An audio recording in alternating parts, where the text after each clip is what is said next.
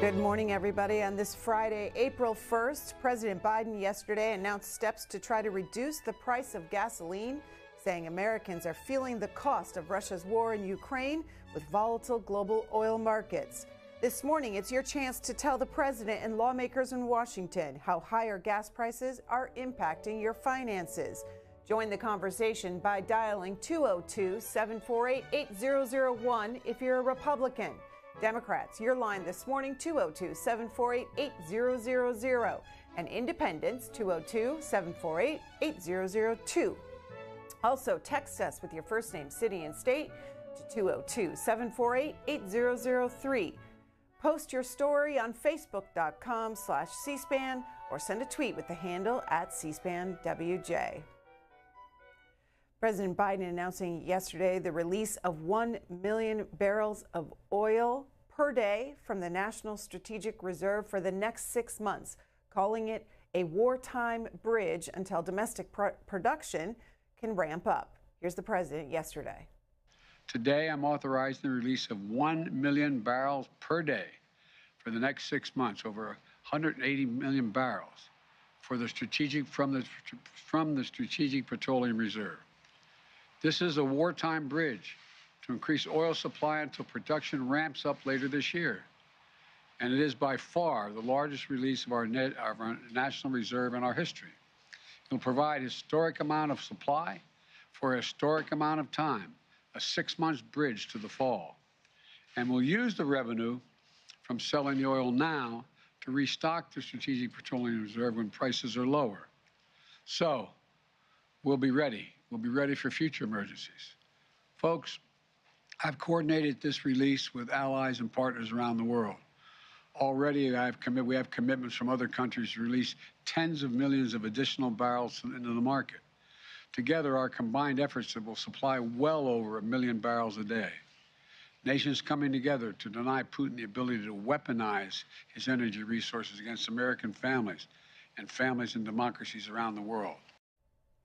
President Biden on his steps to try to reduce the price of oil and gas and the reaction from Republicans. Here's the minority leader, Mitch McConnell of Kentucky, yesterday. Drop in the bucket, is that what that means? Yeah. Look, the key here is American energy. In 2019, we were an exporter. We have the ability to not only meet our own energy needs, but to help the Europeans meet theirs as they try to wean themselves off of Russian energy. I think that the administration's anti-fossil fuel views are sort of like a religion that are kind of unconnected with the needs of not only our country but the world. This policy is driven by the hard left, which the president almost never crosses, and until that policy changes, we're going to have a problem. And, you know, things like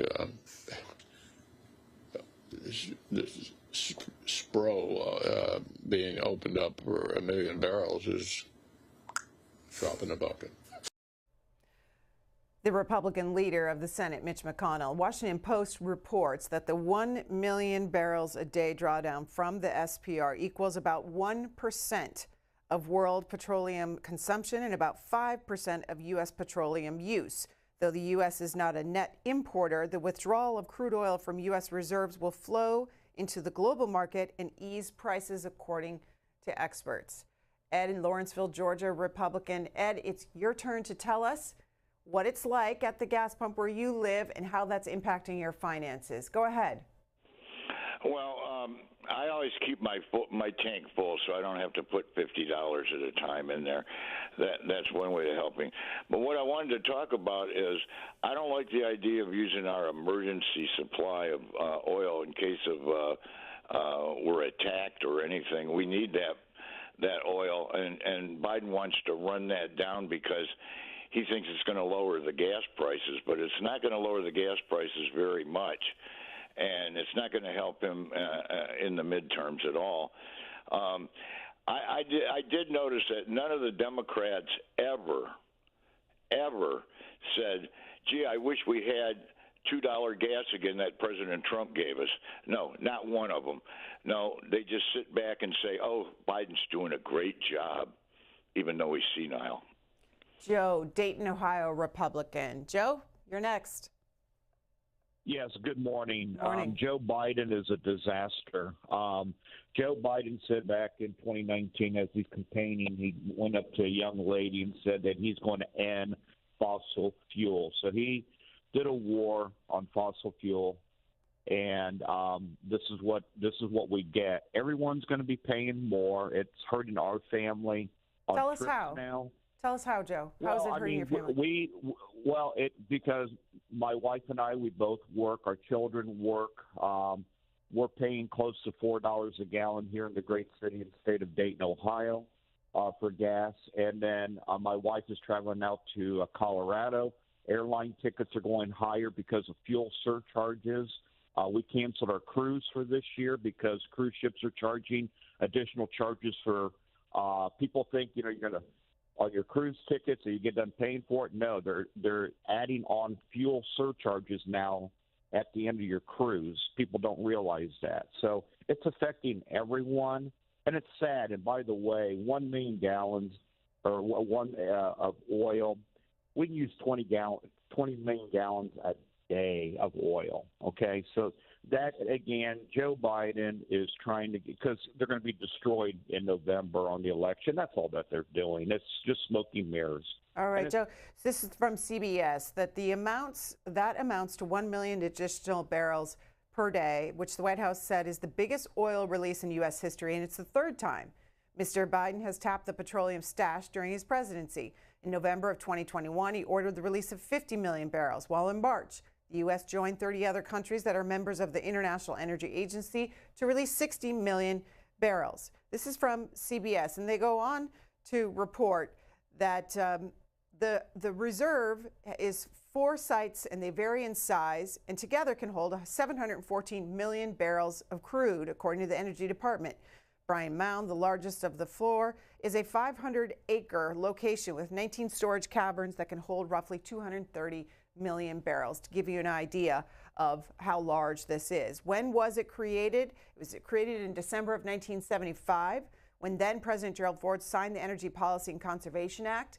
In 1944, then Secretary of the Interior Harold Ikes introduced the idea of storing oil reserves in case of an emergency. The idea sat dormant for decades until 1973, when OPEC started an oil embargo that inflicted enormous economic harm on the U.S. economy. That led policymakers to revisit Ike's proposal. This is how it's been used in the past. Drawdowns of the SPR have been relatively rare in its 45-year history. Before Mr. Biden tapped the reserve in 2021, and this year, previous American presidents had ordered just 3 emergency drawdowns. In 1991, for example, President George H.W. Bush ordered a drawdown of 33.7 million barrels soon after Operation Desert Storm began. George W. Bush pulled out 30 million barrels in 2005 after Hurricane Katrina pummeled the Gulf Coast. The Obama administration also released 30 million barrels in 2011 when the war in Libya reduced the country's oil production. Mike in Philadelphia, independent. Mike, what do you say? How is this hurting you? Well, to me, the oil prices are going to drop anyway because, number one, it's spring and people use less fuel oil for that reason. Number two, it's Ramadan around the world, and people are done stocking up in March for things. And Joe Biden can also ask oil producers in America to increase their production load. Remember, this crisis happened because Russia was underreporting their oil production. So that's why we have these high prices now. They never tell us the truth about how much oil they produce, so we have to do something. And the best thing to do is to just increase our rig count to where it was before, about 1,700 rigs. We're at like 630 or something like that. And doing that will allow more production of oil in America, and then we'll lower prices that way. Mike, do you like the president's idea calling on Congress to impose penalties on these domestic production companies? If they don't use the permits that they have, they lose them. Yes, I do. I like that idea. I think that you need to put pressure on these companies who wish to keep the price of oil high. You have to make them produce more oil and drop that price. Is there much, though, that U.S. can do when OPEC is not increasing its production? Take a look at this headline, the Wall Street Journal this morning. OPEC keeps Russia-backed output plan. They are saying they are not going to increase production, which would, they say, would not lower prices anyway. They say that OPEC members recall the oil price spike in 2008 when they added output, and it did little to calm the market. They're pointing to that and saying, even if we increased it, it wouldn't do much to the price. Well, the United States was the number one producer of oil from the Obama administration into the early Trump administration. We can do that again. It's not a problem. We just have to make sure that we increase our rate count and we have our oil companies taking oil out of the ground. All right, Mike in Philadelphia. Let's read.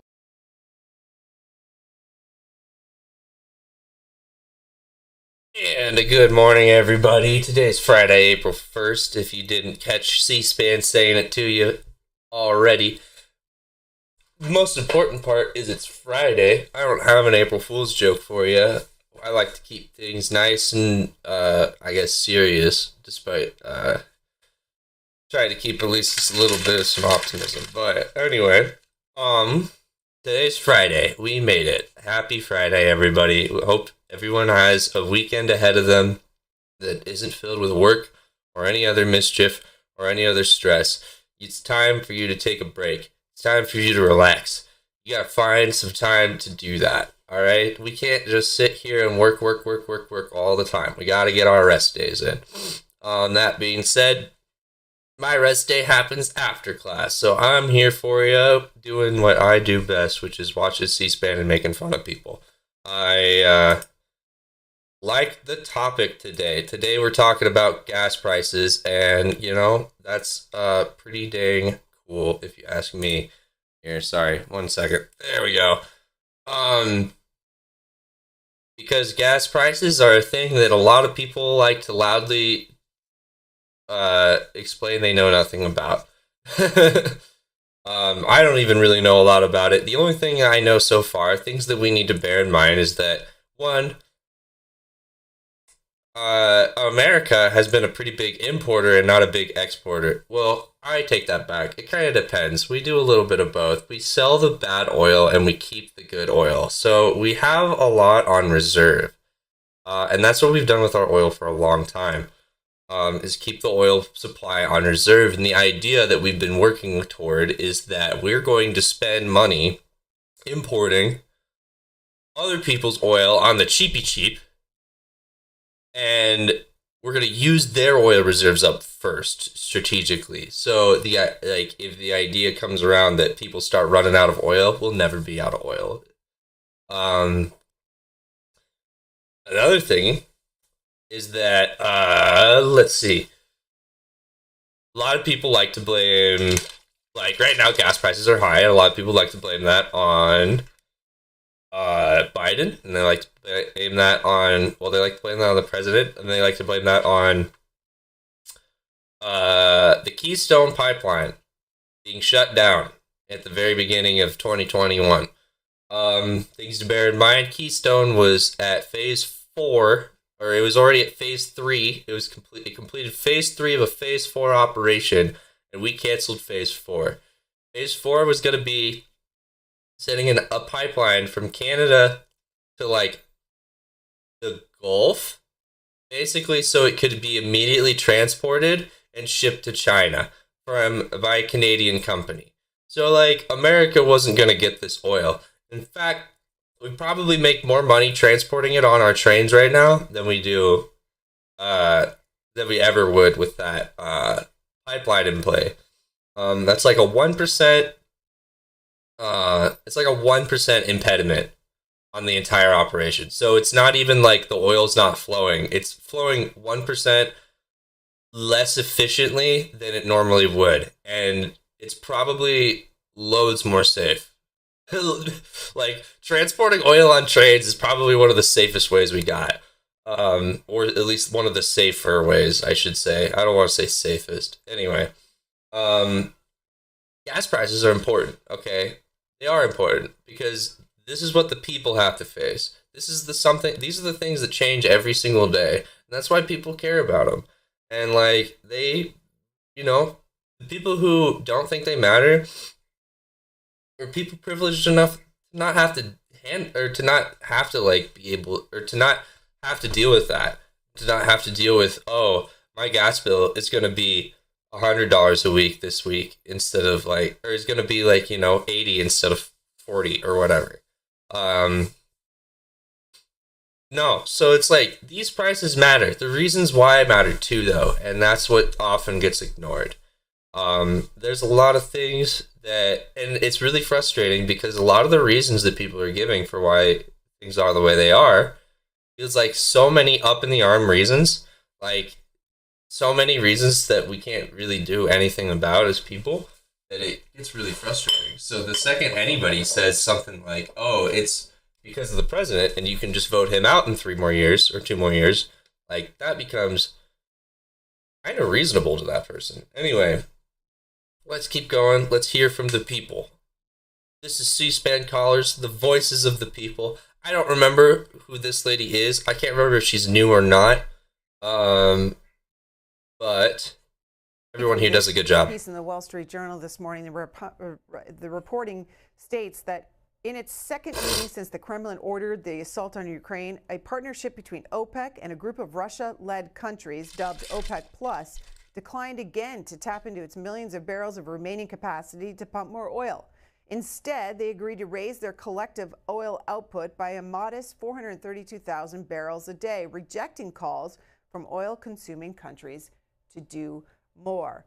The Wall Street Journal editorial board this morning says the reason why they are rejecting this proposal by America and other countries is because the administration is seeking to ease sanctions on America's enemies in Venezuela and Iran.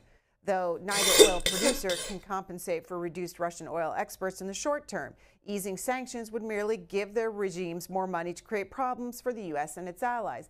And the Wall Street Journal writes this: Mr. Biden's rapprochement with Iran's mullahs is further alienating the Saudis and the United Arab Emirates, which are already upset by the administration's lack of support against the Iran-backed Houthis in Yemen.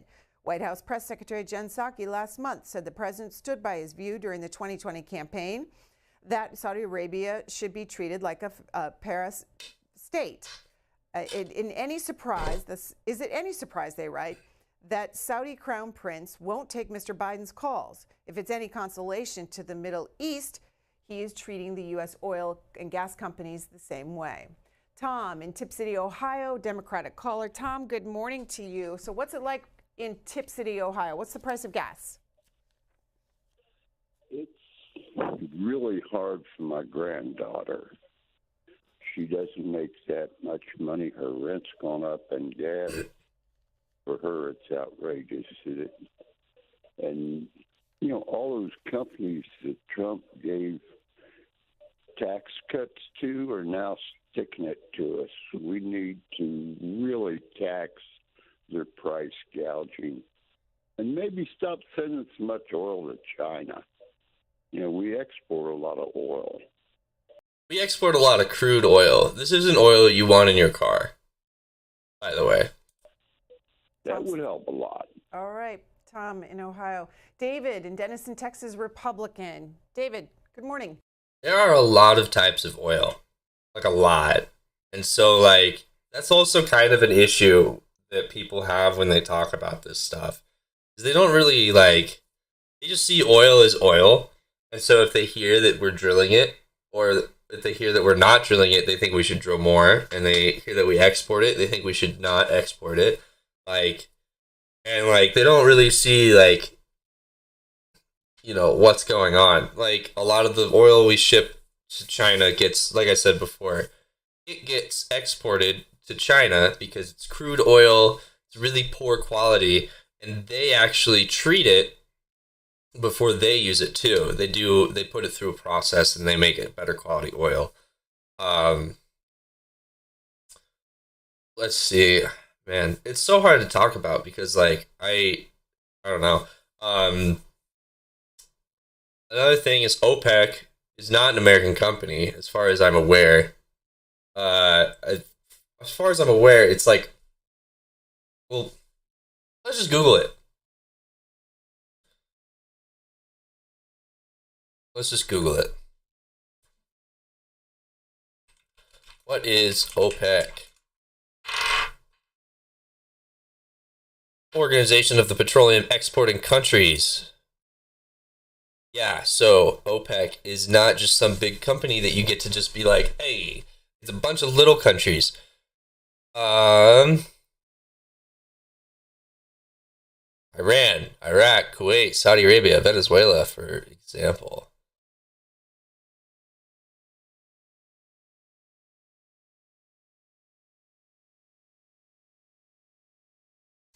So, it's like, it's really difficult, especially right now, negotiating oil prices because a lot of these countries are buddy-buddy with Russia.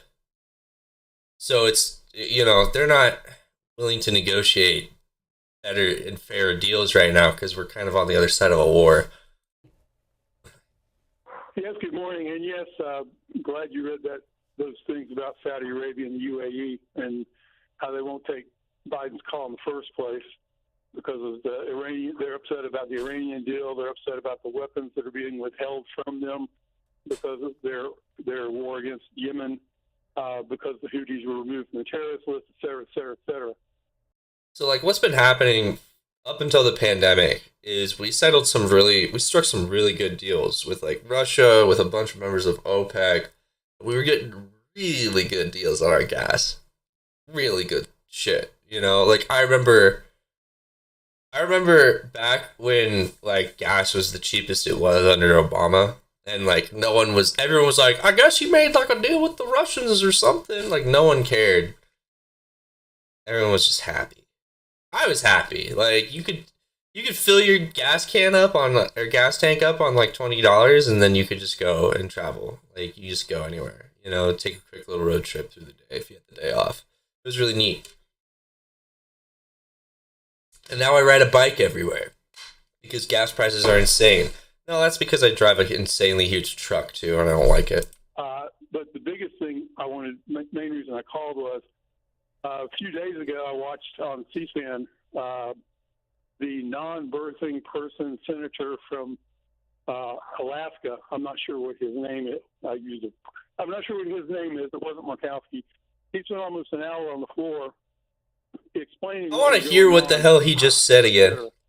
I'm glad you read those things about Saudi Arabia and the UAE and how they won't take Biden's call in the first place because of the Iranian. They're upset about the Iranian deal. They're upset about the weapons that are being withheld from them because of their war against Yemen, because the Houthis were removed from the terrorist list, et cetera, et cetera, et cetera. But the biggest thing main reason I called was a few days ago I watched on CSPAN the non-birthing person senator from Alaska. I'm not sure what his name is. The non-birthing person senator from Alaska? Is that some weird way to say that they're pro-choice? I'm not sure what his name is. It wasn't Murkowski. He spent almost an hour on the floor explaining what was going on with regards to the fiction about those 9,000 oil leases. For one thing, of course, the administration has withheld new leases since the administration came in power. This is the last of, I think, 40 or 50,000 leases that have been worked down through. Besides stopping production, besides stopping the pipeline, ANWR, and other things on day one, a memo went out. I forget whether it was the Bureau of Land Management or the Department of the Interior, but the person in charge of that sent a memo out that day, which changed the way that all the oil producers had to go through getting permits to do anything with their leases. You'll hear a lot of people call and they talk about 9,000 permits. These aren't 9,000 permits, they're 9,000 leases. They have to get permits to do anything. Build a pipe, build a road, do anything. They have to get permits. They haven't had problems with that in the past, according to the senator, because they work through several layers, a federal layer, a regional layer, a state layer, and all these people, he says, are professionals in the field. They understand these things. They work well together. There's no problem in the permitting process. But the memo that came out stated that first of all, the memo that came out the day one was no more permits. They put a moratorium on permits for 90 days. Another memo came out just before that expired that said, okay, you can get permits now, but all the people that you normally get them through that had the flow where they could get them within days changed. Now they had to get them all through the central office, through that, whoever this person was. I forget their name. It's easy to find. But the person issuing this memo that was the head of this department said, all these memos now have to go through my office, which meant a bottleneck of monumental proportions. They also went on to have classification of certain projects, which would get top priority over the permit requests coming into this bottleneck, and they were for things like green and climate related things having to do with oil. It's no wonder they haven't been able to do anything. There's all kind of choke. David, I'm going to get other voices in. Michael in Portland in a text. We are not significantly She's affected so nice. by higher gas prices. Like, Pedro would just fucking be like, all right, and then just go to the next caller. Like, she wouldn't even let him know. He would just be like, bye. But the increase in gas theft crimes, siphoning and drilling holes in gas tanks does raise our anxiety levels. Susan in South Bend, Indiana, independent. How is this impacting you, Susan? Hi. Gas prices have come down pretty nicely here in the Midwest.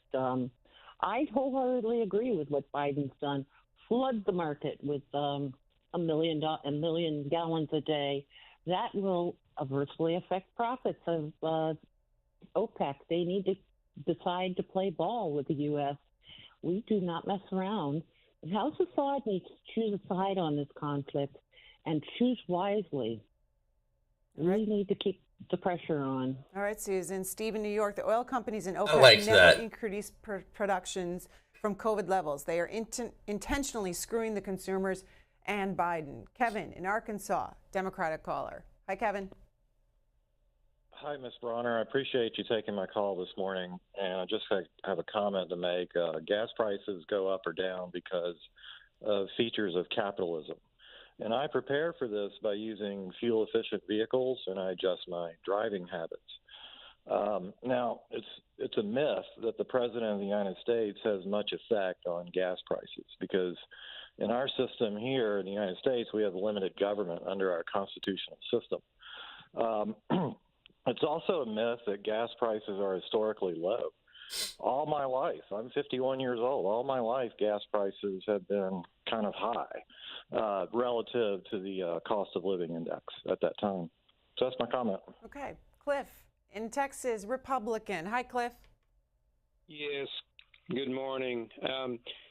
ExxonMobil, let's get the facts straight. As far as the companies gouging people, people might...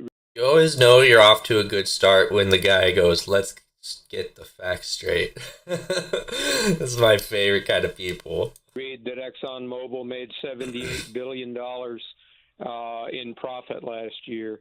What they forget is that they lost about $65 billion the year before. So an 8% return over 2 years with all the gambling they have to do to get it out of the ground is a reasonable return. So let's get that straight right now. I live out here near Midland, Texas, and we have as much oil as this country needs. It's cleaner oil than the rest of the world. Can you believe that we go to Venezuela and Iran and beg them, and Saudi Arabia won't even take our calls? How can we be energy efficient with clean oil and go to the rest of the world and beg for dirtier oil, which is going to make the environment even worse? And so yeah, people don't really get that. What we've been doing is a little strategic. We've been trying to... We know that these are oil-rich countries. And we also know that the whole world is buying their oil. So let's buy some too. And we buy more than anybody. Because we're a big ass country. We got big ass things. We got big ass plans. So we do that for our big ass plans, and they run out of oil. And then guess who's the leading oil producer in the world? It's America, baby. But you gotta make everyone else run out first. There's a lot of dinosaurs that died in Iran. I don't know what to say. They got a lot of dead dinosaur juice underground. And one last thing. I hear President Biden many, many times in the last few weeks say, I am doing everything I can to get more oil on the market. No, he is not. He is not telling the truth. How can Trump get all the oil on the market that he has gotten and did get, and Biden not be able to? And all these leases they talk about that are not being used, the leases aren't the problem. It's like you don't want oil on the market. We have oil on the market. We're exporting oil right now. What you want, caller, is good oil that turns into gasoline that gets to the pump. That's not oil on the market. There's a lot of different kinds of oil on the market. The regulations and the permits and the different hoops that the oil companies and the wildcatters have to jump through to even get there to drill. People need to know that. All right, Cliff. Understood. Here is Bird in, I think it's Virginia, or maybe West Virginia. The only people not directly impacted don't drive. However, transportation costs of goods affects everyone. Add these inflationary policies in the mix equals misery. George in Elon, North Carolina, Democratic caller. Morning. Yes, good morning. Thank you for taking my call this morning. And I agree mostly with the last two callers. And there's a lot that we could do because we are importing a lot of oil, as was mentioned, from Venezuela and also from Saudi Arabia.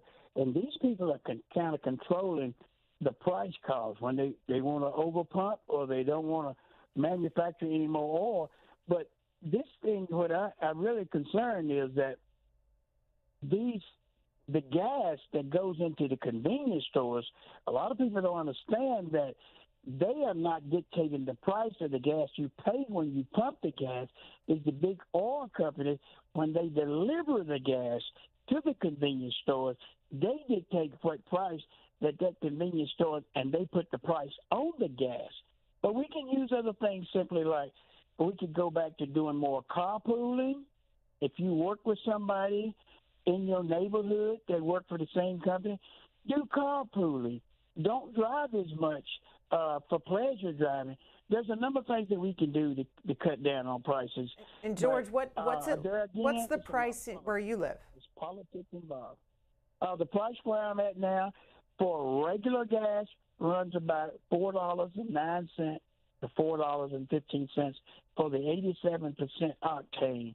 The middle grade is about $4.49. So, but that's not too bad. But you can do other things to burn less gas, keep your cars tuned up. That's not too bad. Like the second it gets to $5, people are gonna piss their pants. That's 50 cents short of $5. Like I don't know, that's still pretty bad. Yeah, so like that's the thing we got to think about. You know, if prices aren't gonna help us, we got to think about alternatives. The weather's getting warmer. All right. So what can you do that helps you and serves you in this warmer weather to save on gas? Carpooling is a great idea. You got a buddy that has to go to work in the morning, the same place as you do. You're in the same area of town. Carpool. If you got a bike, if you got a skateboard, if you got anything with wheels on it, that's gonna be saving you loads more than anything you can do in your car. Your car is a walking expenditure. All right, like you gotta, on top of maintenance, gas alone is just gonna run you a huge ass bill. And you know, as far as anything else is concerned, it's, I don't know. I mean, it's a matter of playing it smart and playing it cheaply. You know, try to Even if you got to go to this is a good one too. If you got to go to the store, if you got to go to the grocery store, try to carpool with someone. All right, try to. This is gonna be really hard. You're gonna have to do a lot of negotiating. All right, but like you could arguably talk to one of your buddies and be like, hey, the next time you get groceries, can I go with you? Save money on gas. I'll just get a few things, just get a few bags. It won't be in your way, or whatever the case. These are just like, I don't know. These are tough times we're living in, and if the oil prices get higher, we got to make sure that we're like looking out for each other. There's things you can do. All right. So, Ronald, Philadelphia, Independent. Right. Well, in the first place, you got to believe the true facts. It's another corporation that's screwing America. They control the oil prices. I mean, why would I pump more if I can raise the price and make more? I mean, nobody's talking about the profit that they make. Pumping more oil right now, from what she has said, at least from that article, sounds like pumping more oil right now won't be effective and won't cause the prices to go down. Also, why are we shipping oil out the country? What's the price of oil in Saudi Arabia? They take care of their people before they ship it out. The oil company here said, this is money. We don't care who gets burned on it. Thank you. Have a good day. Mountain Home, Arkansas. Joel, we're asking you the impact of gas prices on your finances. You're a Republican. Biden has dipped into the strategic reserves twice in the past 2 years, and he's going to do it again, deeper than ever here in another, I don't know, a couple of weeks or so. So it's I don't know, the government's doing a lot. And strategic oil reserve, this is the first time in my life that we've dipped into the strategic oil reserves ever. That's kind of significant. Welcome to the conversation. Go ahead. Yes, good morning. I disagree with the last caller. Disagree. Put too many restrictions, and he's got the oil company confused as to if they should try to produce more oil because he's put too many restrictions, and you don't want to invest in an Apple if it's not going to sell. Now, to my main comment, oil always sells. Old folks, and I'm pushing 80 in 4 days. No, man, April 11th. But anyhow, my wife and I have only Social Security and a little bit of money that we've saved our whole life. And food cost is up. A few years ago, a can of corn was 35 cents. I think it's up to somewhere around 80, depends on what brand you buy. And President Biden has spoke the truth for the first time. The very first time. He told us less than a week ago, we are going to see price increase on our food, and there's going to be a shortage. And in closing, I think I got one more thing. He's making a mistake of taking this cheap oil out of the reserves that Trump filled us with. And when he takes these millions of gallons out, it's a political move to get the votes in November. But when we have to replace that oil at $4, $5, $7 a gallon, who's going to pay for that? Are we going to have to pay for that? I think the taxpayers pay for everything. And I just thank you for taking my call, but you're making me wait too long because I had to go 30 days. Okay, thank you.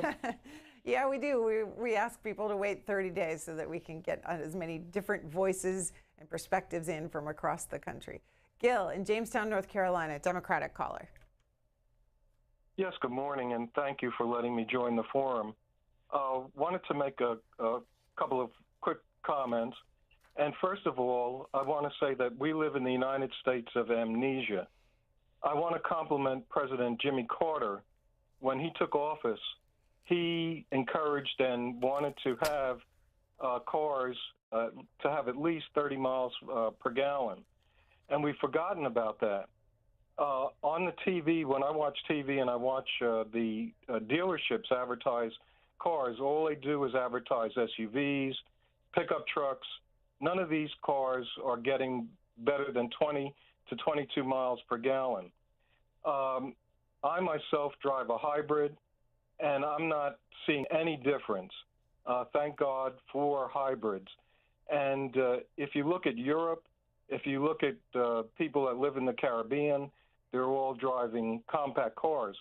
And I don't want to mention or have this to be a pejorative kind of question, but for Greta, for you and your colleagues, I wonder how many of you drive big SUVs and, you know, you're not driving a fuel-efficient car. It's the car companies, it's the big companies, you know, that are forcing and encouraging people to drive these big SUVs. And I do want to give a compliment to, I believe it's GM and the CEO of GM, who is going to invest $7 billion in electric vehicles. We forget, you know, from OPEC to now, and if we had listened to President Carter, we would be in a better state of affairs today. All right, Gil. Dave in Orlando, the higher prices aren't bad. When Bush was in office, it was $4.65. Americans are spoiled rotten and whine about everything. Such babies and hypocrites. Go to work, pay your taxes, and thank God you are in America. John, Bonita Springs, Florida, an independent. John, what do you think? How's it impacting you in Bonita Springs, Florida? Good morning, Gretton. Yeah, it's impacting me not badly because I am just married with my wife. If I had kids, I like to look at, I'm okay, and I thank God for that. But I like to look at people who are less fortunate than me. And people, what about the younger people just starting out? If you have a kid and a wife and going to work and you're just getting started in the workforce, I mean, $4 plus gas is crippling. You look at about, under Joe Biden, I think about $6,000 a year in tax increases just in gas taxes and inflation.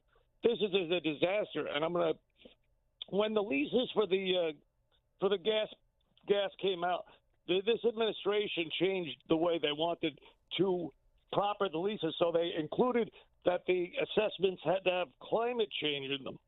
And so what happened is the gas companies went to court and sued them, and the judge agreed that it wasn't really right to have the climate change. And the administration came back and said, well, since we did that, then we're going to have to go ahead back and go to the drawing board. And so now we got all kinds of holdups and boondoggles. You got to remember, we were energy independent under President Trump just a couple of years ago. We were a major exporter of gas and oil. And now look at this, $4 plus 50. What do we got? 40-year high inflation. This guy is a disaster. Thank you, Gretchen. And think about just don't think about you. You have to think about the generation coming up. They are struggling. This is crippling to young people. All right, John, we have to leave it there. We're going to take a break. When we come back, we'll be joined by two lawmakers this morning. We'll talk about the president's actions. Republican Congressman Lloyd Smucker of Pennsylvania. We're also going to talk about the president's budget with him. He's a member of the Budget Committee and the Ways and Means Committees. Later, Democratic Congressman Mark Pocan of Wisconsin is senior member of the Appropriations Committee. Stay with us. We'll be right back.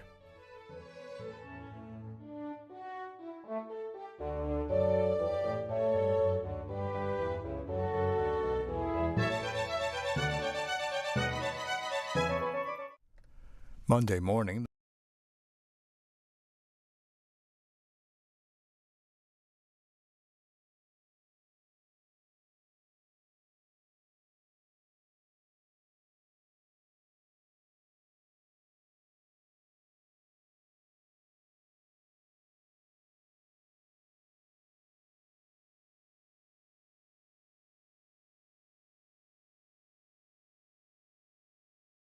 Online, anytime, at cspan.org/history. Washington Journal continues. Good morning. Welcome back on this Friday, April 1st. We'll pick up where we left off earlier this morning, getting your reaction to President Biden tapping the nation's oil reserves, 1 million barrels a day for the next 6 months in an attempt to ease rising gas prices. He blames the spike in oil and gas on Russia's invasion of Ukraine, and he says this is a war bridge until domestic production can be ramped up. There are the lines on your screen. We have Ray in Rockwood, Tennessee, a Democratic caller. Up first, Ray, go ahead. Well, I worked for a refinery being built in Norco, Louisiana back in the 80s, and I was a welder. And we had a man walked around through the refinery we was building, and he was called the Shell Answer Man. And I asked the man a question. I said, what percentage of a barrel of oil goes to gasoline and diesel? And he told me 40% went for gas and diesel and 60% went for plastics, paint, and all other the byproducts from that oil barrel. So you should only be paying 40% of the price of a barrel of oil. And that's all I got to say, and nobody has ever said that. Interesting. Okay, Ray. Goodbye. John in California, Republican. Hi, John. Thank you. If President Biden had just left the energy sector alone when he got elected, when he took office, we'd be down in the 2s and 3s a gallon of gas. He shut down the ANWR. He shut down the pipeline. He did everything. He declared war on the oil industry. We are probably 40 or 50 years away from being able to service all the electric cars that would have to be built and all of the infrastructure that would be needed to switch to all electric. We got way out over our skis when it came to this Green New Deal for what I believe is actually a scam. I think climate change is a scam. I think it's a lot of people are making a lot of money by building these solar panels and batteries for electric cars. Solar panels' life expectancy is about 7 years. We've got probably 10,000 acres of them in California. All right, John, listen to the president yesterday because he wants to speed this up by using the Defense Production Act to get to more clean energies. Here's what he had to say. I'm issuing a directive to strengthen our clean energy economy. I'm going to use the Defense Production Act to secure American supply chains for the critical materials that go into batteries for electric vehicles and the storage of renewable energy, lithium, graphite, nickel, and so much more. We need to end our long-term reliance on China and other countries for inputs that will power the future. And I'll use every tool I have to make that happen. Yes, building a made-in-America clean energy future will help safeguard our national security. Yes, it will help us tackle climate change. Yes, it's going to help us ensure that Americans create millions of good-paying jobs for generations to come. But the most important thing my plan will do right away is save your family money. And here's what I mean. Under my plan, which is before the Congress now, we can take advantage of the next generation of electric vehicles that a typical driver will save about $80 a month from not having to pay gas at the pump. If your home is powered by safer, cheaper, cleaner electricity like solar or heat pumps, you can save about $500 a month on average. President Biden from yesterday. Mickey and Kearney, New Jersey Independent, we're getting your reaction to what the president said he wanted to do yesterday to help ease the price of oil and gas. Good morning to you. Yeah, good morning to everybody. See, me and my wife are on Social Security, and if this president only knew how much this fuel cost and the food cost are hurting the people on Social Security, maybe he would back up a little bit. I mean, nobody even talked about the people on Social Security. It's really, really a disgrace. I want to know why. Okay. Joseph, Mobile, Alabama, Democratic caller. Hi, Joseph. Hey, how y'all doing this morning? Morning. I worked on the Strategic Oil Reserve back in the 80s. Also worked on that job in Norco the other man was talking about.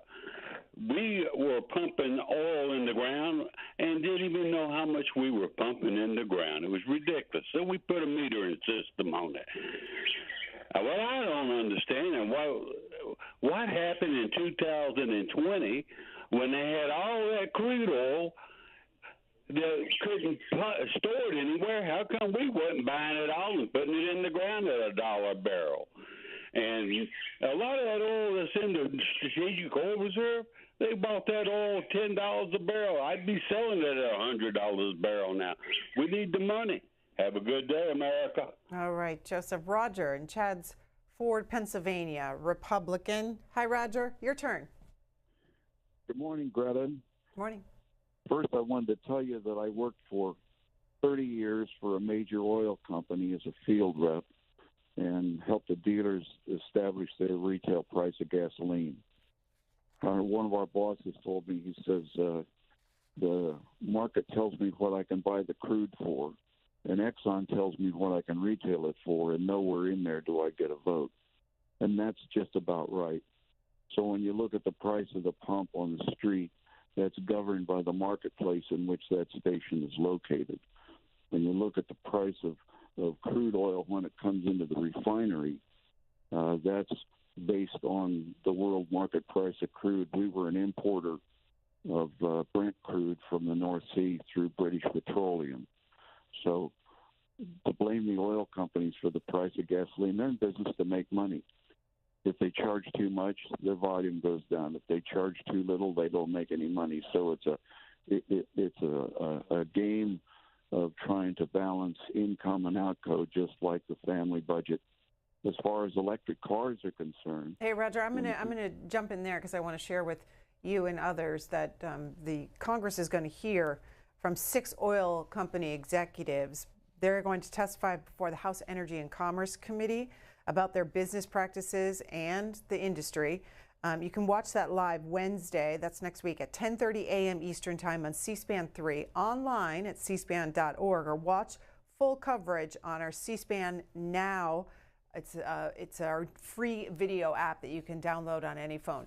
Roger, I'll go back to you. You can go on to your next thought. Electric cars, when people plug them in and charge their batteries, that electricity comes from somewhere. It either comes from coal-fired plants, gas-fired plants, it could be hydroelectric, it could be nuclear. But that electricity is not clean energy. Some of it is, that's true, but most of it is not. Until we get the electricity to come from clean energy, we're not going to solve the problem. The president declared war on the oil industry because that was part of the Green New Deal program, and he did that to satisfy his liberal constituents. What Joe Biden knows about how oil gets from the pump, from the well to the pump head, is no idea. And most of the people who work for him don't have any idea either. I like the idea that the oil execs are coming to tell Congress how it works, because Congress has no idea either. All right. David, Madison Heights, Michigan, Democratic caller. David, share your reaction to the president's announcements yesterday. Hi, Greta, and thank you very much for taking my call. Happy April 1st. It used to be my late mother's favorite day. She'd always pull something on us kids. But anyway, get back to the point. I remember paying over $4 a gallon under George W. Bush, and all the Republicans would say, oh, no, president doesn't have anything to do with the price of gas. I remember when Obama got that $4.50 a gallon and got it down to $1.70 a gallon. No, can't give him any credit. President doesn't have anything to do. When Trump got it, it was at $1.70. When he left office, it was $3.40 a gallon. Damn. No, can't blame the president. How This guy's come going all the off. Republicans blame the president now? At least the guy's trying to do something to lower the price of gas. And, that's going to help everyone in America. At least the guy's trying to do something. But all these hypocritical Republicans, the last caller I definitely agree with, that the president does not have anything to do with the price of gas. This president is at least trying to do something about the price of gas. Thank you very much for taking my call. We'll go to Jones next. Carson, California, independent. Hi. I'm calling about the gas. First of all, I think yes. Okay, can you hear me? We can. All right. What I'm saying is, I think this whole thing is just a setup by Putin and the gas company just to get rich, because look at that. I mean, Putin wouldn't have invaded the other country unless he thought he could get rich. He's already the richest man on the planet by stealing all the money in Russia. Now, by causing this fake war and gas crisis, he's even richer. And I think we should set up an investigation, a federal investigation on that son of a bitch. He's no. Ooh, okay, Tony, Wisconsin, that son of a bitch. Oh, you can't do that. You can't Tony say shit like that. With us? Oh, yeah. Your turn. Go ahead. Okay, I have a couple. Say one cuss word on C-SPAN, you're done. On the gas. I don't even know if you're coming back after that. 100 million barrels that Biden wants to release, we already paid for. And who gets the 100 million barrels that he wants to release? Who's getting the money from that? Because the government is basically selling that to the oil companies at $100 a barrel. That's $100 million a day. Who gets that money? Okay, Michael in Ohio, Democratic caller. Oh, that's Michael, funny. We'll go to you next. Hello, this is me, Michael Beers. I like the gas prices. I'm not gas prices. MTG Arena put googly eyes on the profile pics for all your characters. When I'm So going cute. to drive and stuff, I got my temps, and when I go to drive and stuff, I want the gas to be so low and stuff. And I just want to know when we're going to do the next stimulus check and what's going on with everything and stuff like that. So right now, I like the Democrats and stuff. I think Joe Biden's doing a great job and stuff. So stuff like that. But another thing, we need to put. All right, Michael, this is Joseph on Twitter who writes us to say, electricity in California is not cheap. It varies from 24 cents to 60 cents, and charging up your Tesla costs between $24 to $60 depending on the time of day. Those are the home rates. That's still like cheaper than the average like. What do you think fill, about like Biden, pump fill up? President Biden tapping the oil reserves yesterday? What I think is, like, if I could pay $24 or $30 and my fucking truck would get filled all the way up, holy shit, bro. The United States government makes more money off of a gallon of gasoline at the pump than Exxon does. Did you know that the state of California makes more money off of a gallon of gas at the pump than Exxon does? Because of taxes? What's that? Because of taxes? Because yes, taxes are money that we pay every time you fill up your car. 60, 70 cents. That's for smart the as fuck. United States government, 50 cents for the state of California. Exxon makes maybe a nickel. Okay. Exxon makes more than a nickel, but it's like the people who actually make a nickel are the convenience stores. Those are the people who literally make pennies on the dollar for you to or maybe it's like 5 cents a gallon or something for you to pay, for you to buy gas. Like, all the money they make comes from like you going in and buying their water bottle or like buying their snacks. A gallon of milk costs less than a gallon of gas when a whole lot more resources and energy and regulations and everything go into that gallon of milk than into that gallon of gasoline. We're being ripped off here. Okay, and also Biden doesn't want lower gasoline prices. He went to London and demanded that electricity be as cheap as gasoline, when right now it's not. So how do you do that? You raise the price of gasoline. That's why he shut down XL Pipeline. He wants the price of gasoline to go up, but boy, it went up too much, and he goes, "Oh no, we're going to lose votes." Well, I'm going to pretend to lower gasoline by releasing the reserves. What's it going to go down, a nickel? You know, come on, you suckers. You got to figure this out. We are being ripped off at the pump, and he's giving the gas companies license to gouge us. That's why the prices went up. Yes. All right, John. All right. This is a reaction from Republicans and Democrats across the country. What's he going to do? Texas, tweeting out, Biden doesn't get it. Stop pushing the radical Green New Deal. Stop blaming oil companies and let them help save America. Texas will make America energy independent again. And then Kevin McCarthy, the Republican leader in the House from California. Texas will make America reserve is already. Texas is already, like, it has its own fucking electric grid. Like, why would it make America energy independent? At a 20-year low, President Biden's superficial, short-sighted stunt will they're so skeezy on all their shit. And won't deliver relief. They're like, no, this is Texas stuff. Americans deserve solutions to lower gas prices, not Biden's ridiculous political spin. From Democrats, Jackie Rosen, senator from Nevada, as big oil gouges working families at the pump, I'll continue fighting to lower gas prices for Nevadans. I'm glad we are taking a step to provide relief by leveraging our strategic reserves and hope to question the oil execs at the upcoming hearing.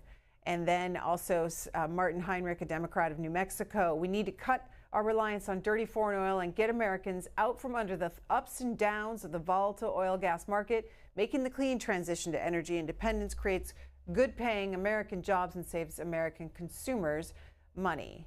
David in North Aurora, Illinois, Democratic caller. Good morning. Good morning, David. Thank you. In the previous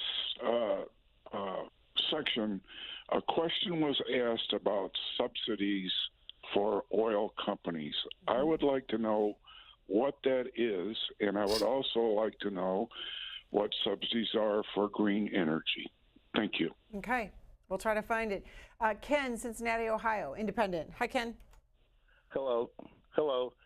One of the solutions is to return to Trump's level of energy production. We have to do that. That will lower the price.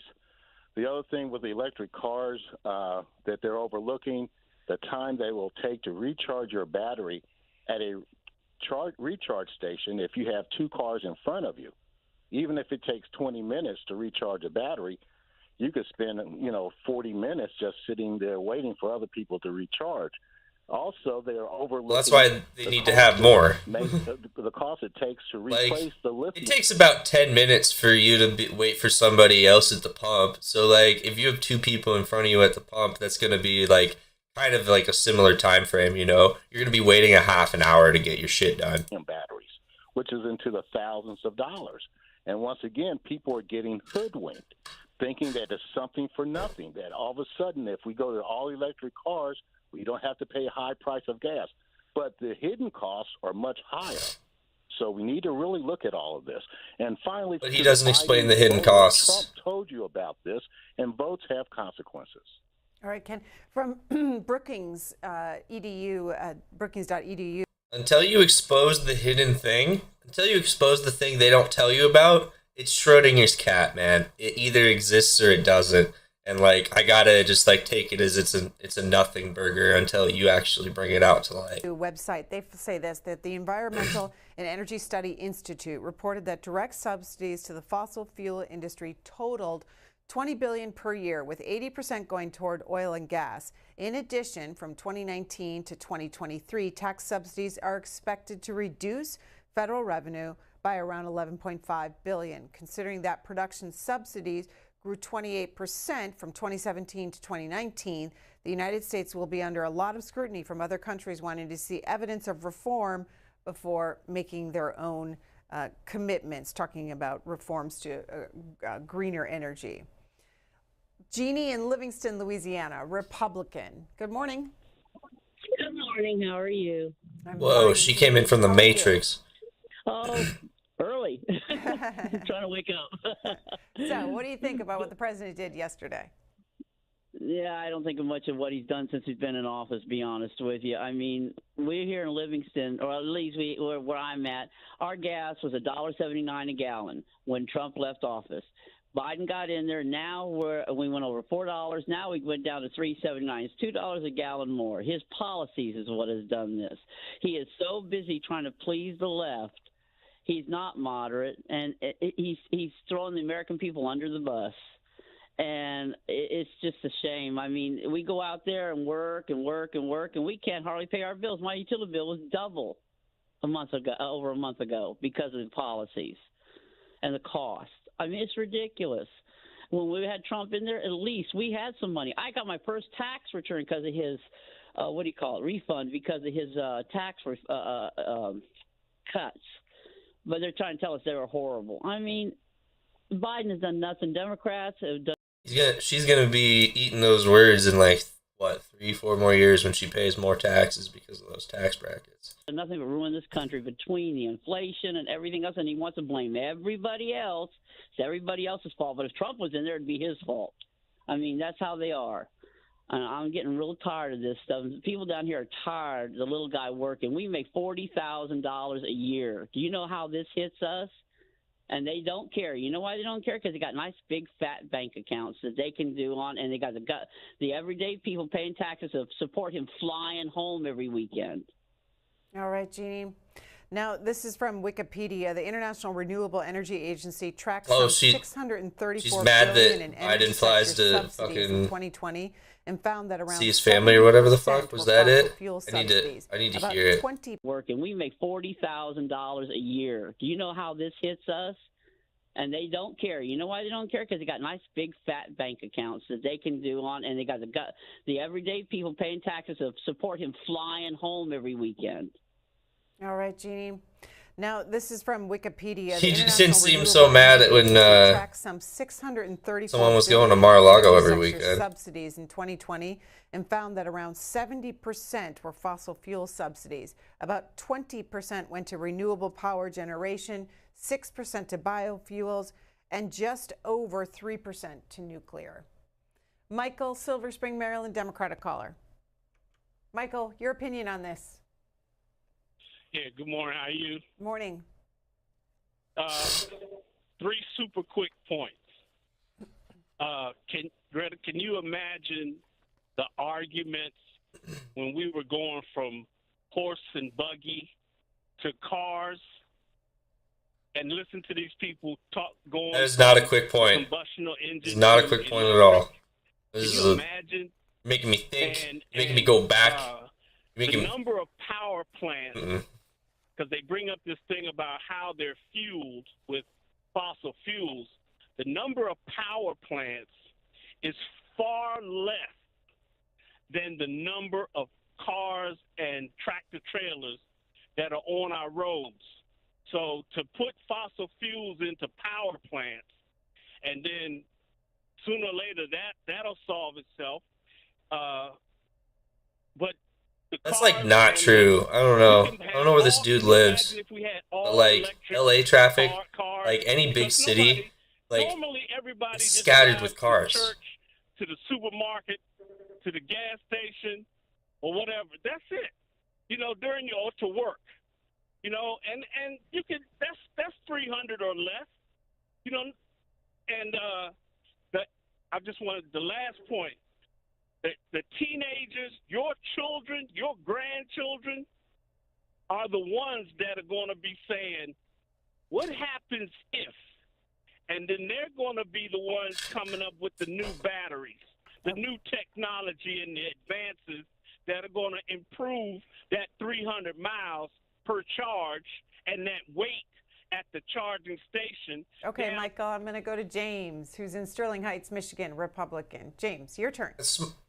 The dude's kind of got a point. The clip that you played from Biden, Like, the last thing he said we'll improve it. Was heating my home, I'm going to be able to save $500 a month.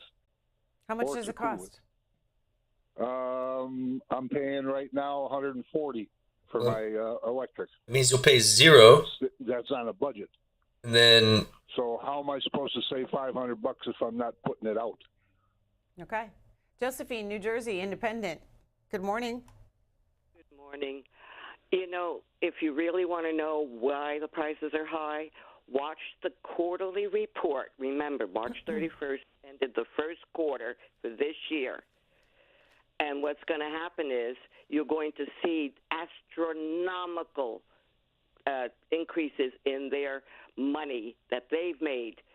Get it? They're the ones making the money. If you haven't realized it, they did it in 73, 74 when we were really hard up and we waited on lines for 2 days. You haven't gotten the idea. Just watch that report. It'll come out in 2 days, and you're going to say, oh, my God, they made that kind of money? Yeah, they're making the money on us. Thank you. Kenny, Ellenboro, North Carolina, Democratic caller.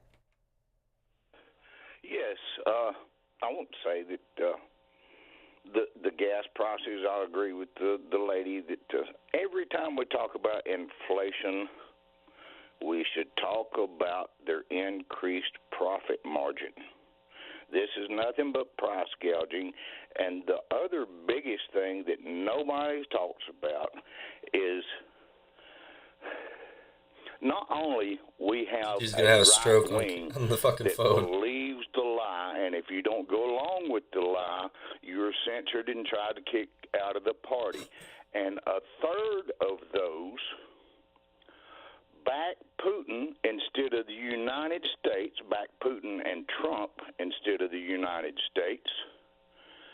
And we wonder why we can't get anything done. When the insurrectionists go all the way to the Supreme Court and nobody is held accountable, we've already been overthrown. We are a fascist country now. Mussolini said, if you can't slide a cigarette paper between the government and the corporations, then you are a fascist. But don't call it fascism, call it corporatism, because the corporations own the government. Did we fight World War II for nothing? I'm sorry. This guy's fucking All right, Kenny, I'm going to off go to the Deborah. chain, bro. Democratic caller. Yes, hello. I just wanted to say somebody called and said we have to go back to producing the amount of oil we were producing under Trump. Well, Politico has already come out, or PolitiFact, I guess it is, in Texas, that oil production in the U.S. in 2021 was on par with 2020 production and exceeded yearly production from 2017 to 2018. I think the only year under Trump in which the production was higher was 2019.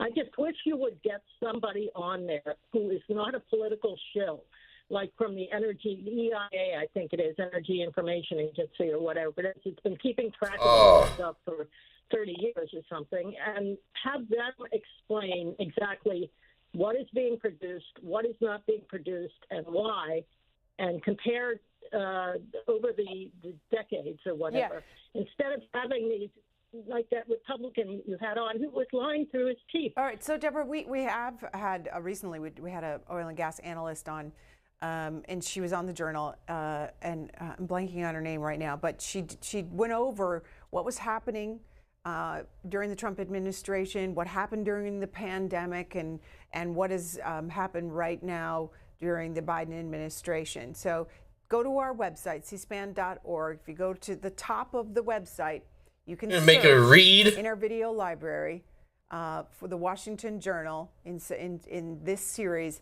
and you should be able to find it there for the information that you're looking for. But we can certainly do it again, so we appreciate the suggestion. We're going to take a break. When we come back, Democratic Congressman Mark Pocan joins us. He's from Wisconsin. We're going to talk about rising oil and gas prices and its potential impact on Democrats in the year's midterm elections. We'll be right back.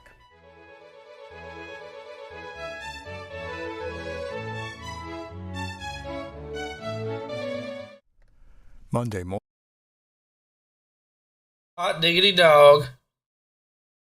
Let's see, what time is it? It's 7:18. We have oodles and caboodles of time. Anytime. So what are we going to do today? We're going to move on to... Second. I don't want to do that.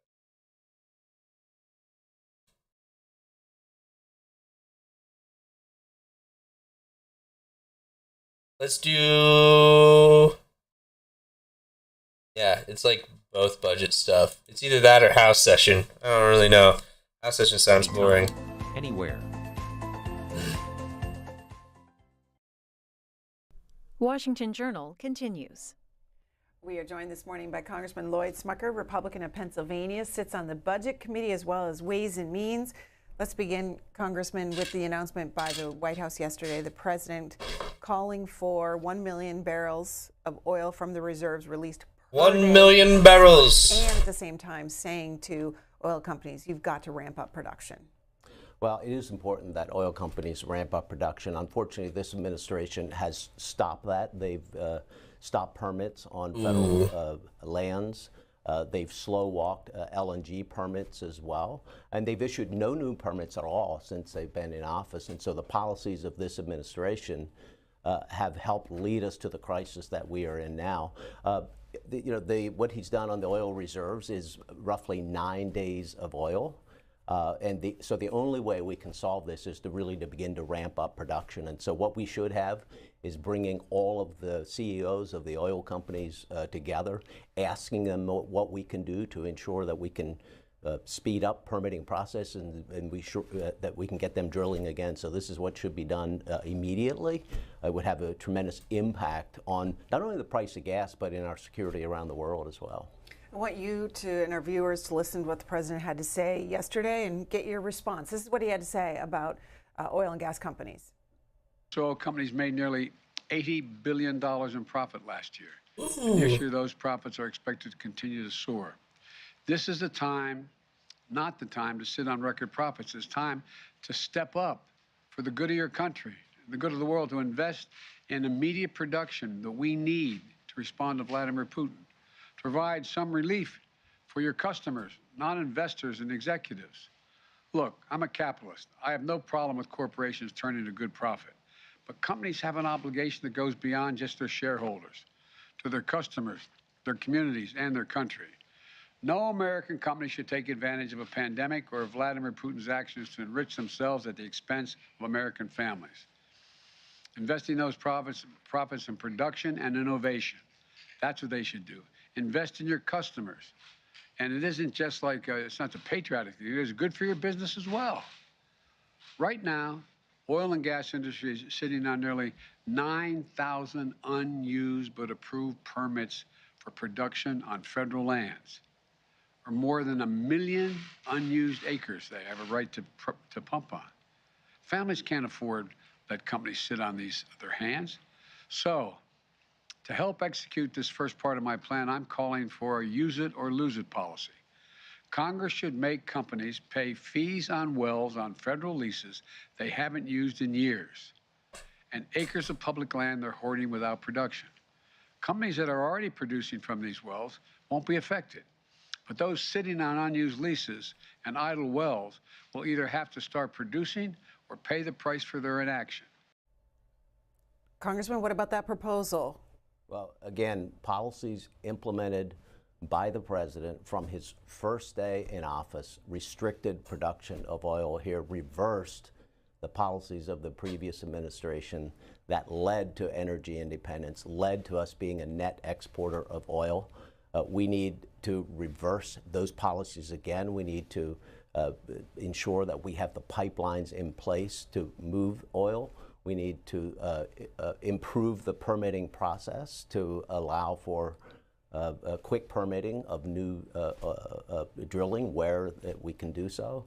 The oil companies are ready. They've shown that we can be the largest producer of oil in the world.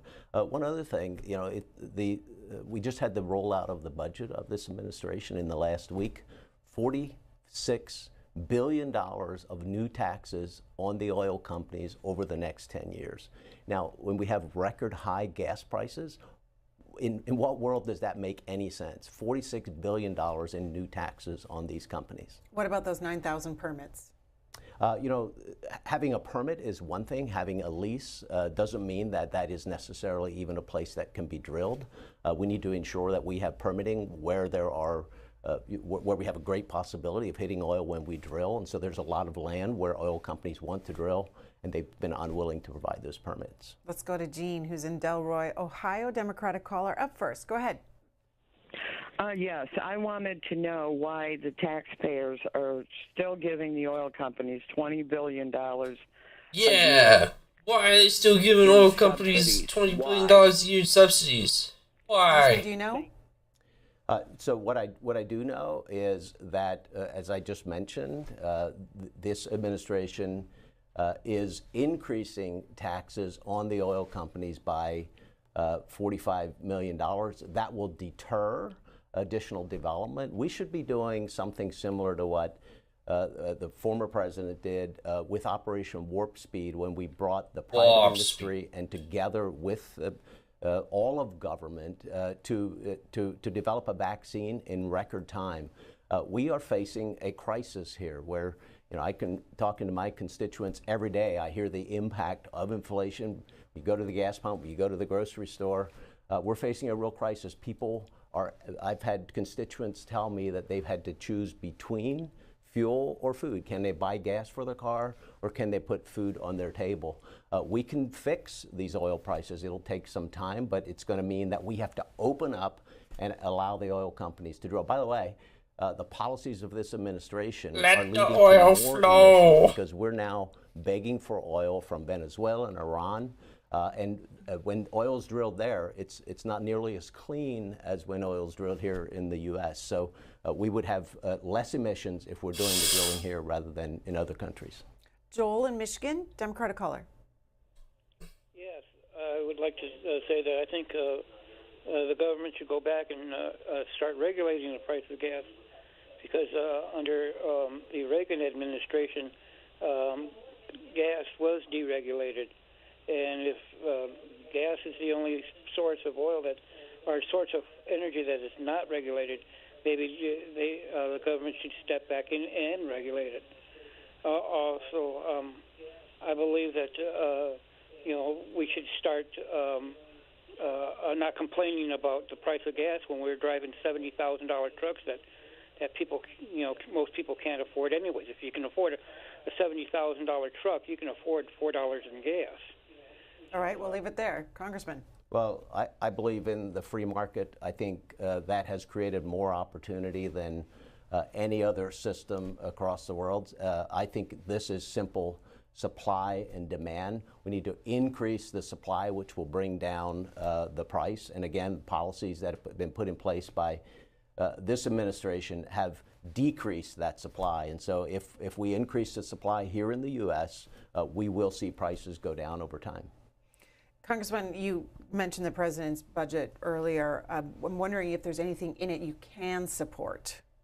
Well, sure. I mean, we want to ensure that America is safe and secure. One of the primary functions of government is to ensure that we are prepared when you have threats from around the world. So there's a lot of spending that I will support, and then the defense spending, the defense spending, and other spending as well. I mean, infrastructure is a core function of government. But when I look at a budget, overall, I think for myself, I wanted to accomplish a number of things. One is ensure our safety and security. Number two, I want to ensure that it provides maximum opportunity for families across my district and across the country to live their American dream. And then I want it to be fiscally sustainable and responsible so that future generations can have that opportunity as well. And I think this budget fails on all three. This is a budget that continues the policies of this administration that increase spending, massive increases in taxes that will affect, it'll grow government, and decrease the ability of people to live their own American dream.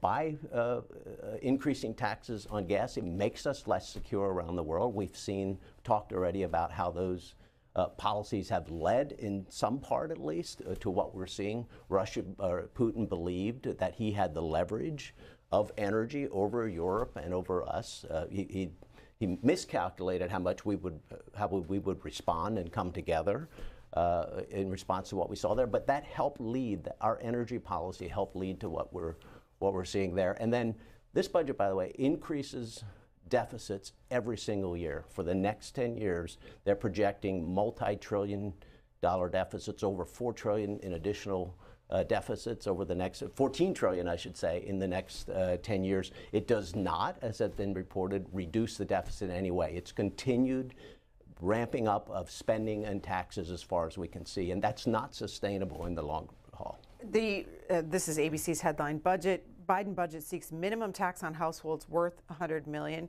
Biden intends to propose a minimum tax of 20% on households worth more than $100 million and cut projected budget deficits by more than $1 trillion over the next decade.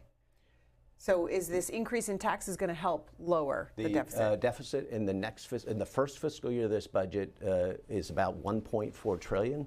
That rises every single year. It is swamp math. No one outside of the Beltway, you take one step outside of this Beltway, and no one will believe that the deficit decreases or that the deficit decreases under this budget. It just is not there. The numbers aren't there. So it is what I think they're looking at is saying, if we spent, they have some sort of what they call a baseline, makes no sense, but they're saying we would potentially spend this much and we're going to cut from that. So there's no cut in spending for what we're actually spending today. There's an increase every single year.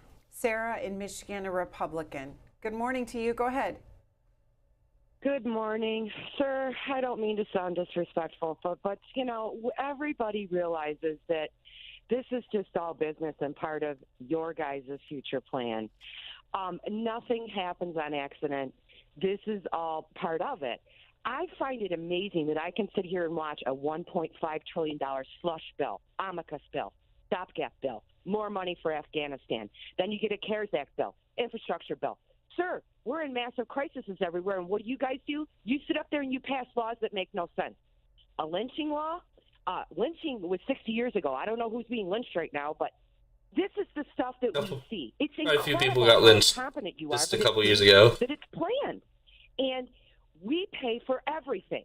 You guys want to cry about raising taxes? Take it out of your own checkbook, okay? Because we sit here and watch you guys do this crap, and it's absolutely infuriating to listen to Republicans say, blah, blah, blah, blah, we're screwed, wait till November. When you guys vote for these slush fund bills, who got all that money out of the amicus bill? Where is all that money going? It's going to all you guys and all your little pet projects. And then how come we can have a government that can pass bills that last 10 years? A lot of you politicians will be dead by then, okay? Why?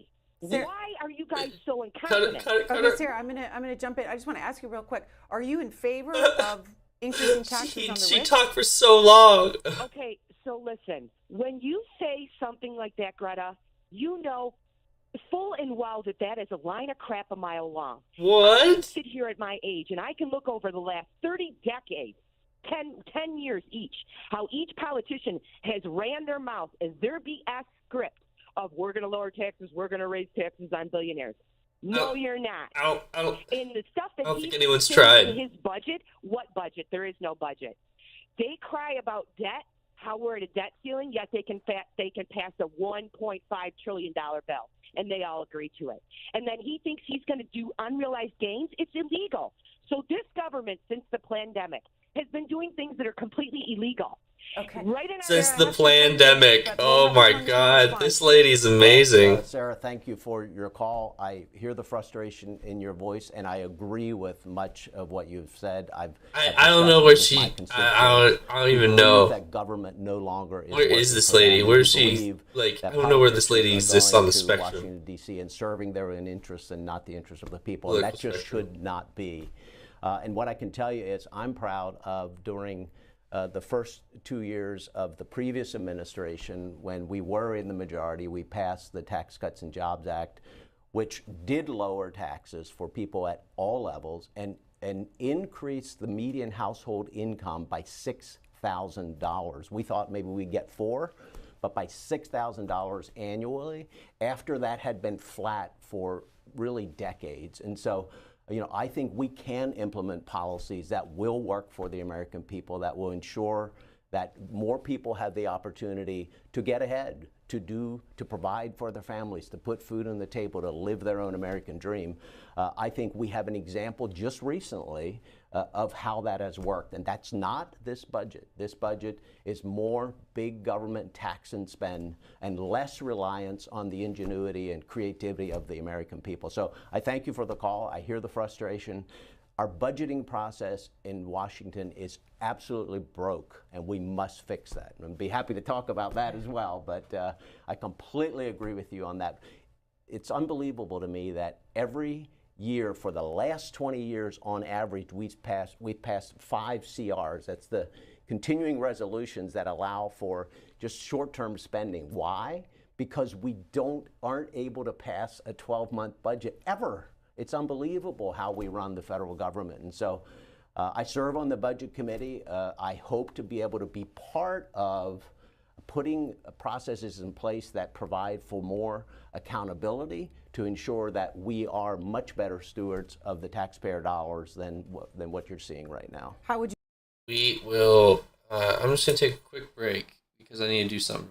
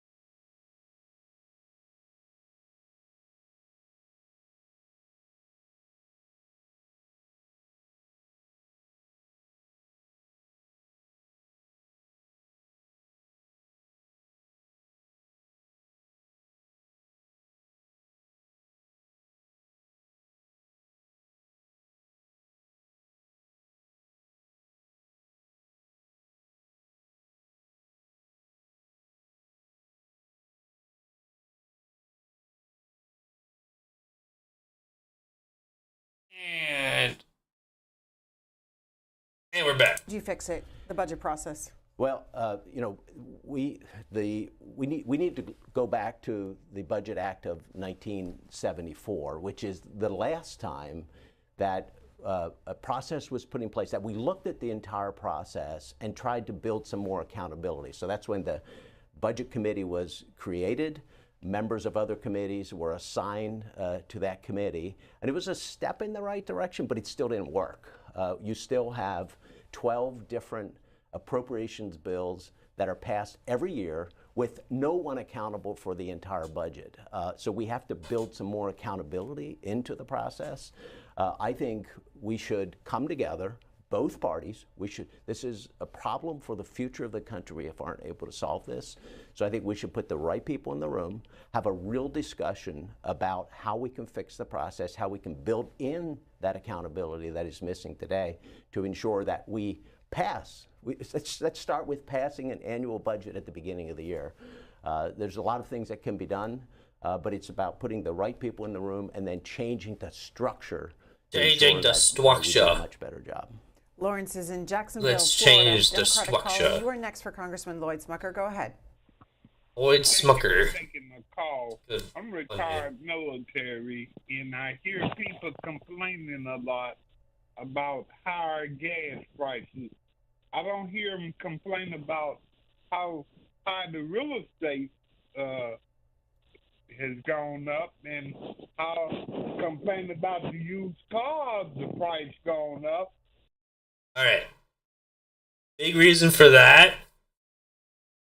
Like, the two things that people are complaining about right now, gas prices and inflation. Because inflation affects food costs. Food costs are going up. People pay attention to that shit. Because that shit happens to them on like a week-to-week basis or a day-to-day basis.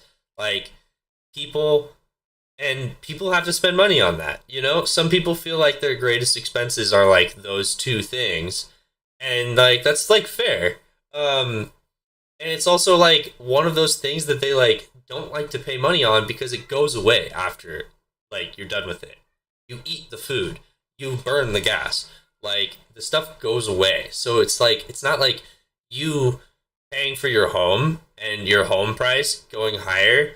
Like that, if you're a homeowner, that is a positive thing for you. And if you're a renter, then like that sucks. But it's also something that's like very beyond your control, and you're also aware that like there's so many variables that go into like what makes a home cost the way it does, the market, the city, the state that you're in, the laws surrounding that, the property laws surrounding that, the zoning it's in.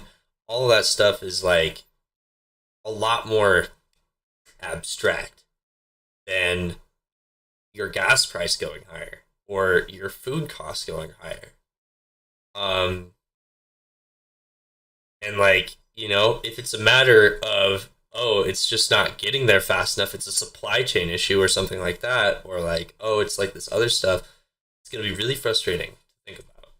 I also hear people talking about, I'm only receiving Social Security. Whose fault is that you are only receiving Social Security? You work and you put your money under the table. You didn't want to pay taxes. When it's time to retire, you only get Social Security, so you want to complain. If Trump was in office, this country would be I don't even know what he said. USA. I am glad he is out of office. Thank you. Congressman, your response. Sure. So you mentioned Social Security, and I completely agree with you. We need to ensure that people who have paid into the system based on the promise of Social Security and the promise of a retirement, that they're receiving dollars back for their retirement. We need to ensure that promise is kept. And when you look at Social Security today, you look long-term based on the demographics that have occurred. We need to make some changes to strengthen the program to ensure that that promise can be kept, and that should be done now. And then you mentioned inflation. In my view, it's supply and demand. If you print trillions of dollars You essentially pass legislation spending trillions of dollars that you don't have. You print the money, you expand the money supply, and then at the same time, you restrict supply. So you're increasing demand by putting dollars into the economy, and then you're restricting supply by stopping the drilling of oil, stopping the production of oil and gas. And we did have some supply chain issues as well due to the pandemic. But that is what has driven this inflation at every level. And so those are the policies that we should stop. Instead, this budget is doing the same thing. It would spend trillions of dollars more that we don't have. And so what you're going to see, I fear, if we implement something like this budget, is continued inflation. And we're already at 40-year highs. We must implement policies to stop this. I think it starts with better fiscal responsibility, stop the massive trillions of dollars in spending, and then ensure that the supply chain issues are fixed, increase drilling for oil. I don't know why. It doesn't even matter how So much. thank you for your calling in. I appreciate it. Frank in Maryland, a Republican. Welcome. Go ahead, Frank.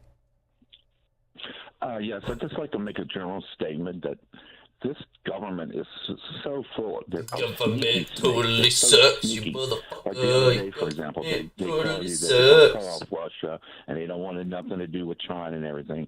The International Monetary Fund, Janet Yellen, and they kept telling her, don't do it, don't do it. But she went behind their backs anyway, and she gave $19 billion to Russia, $40 billion to China. When is this ever going to stop with these people? They just keep spending their money like there's no tomorrow. Time frame, buddy. We were cool with Russia until they were shooting on Ukraine.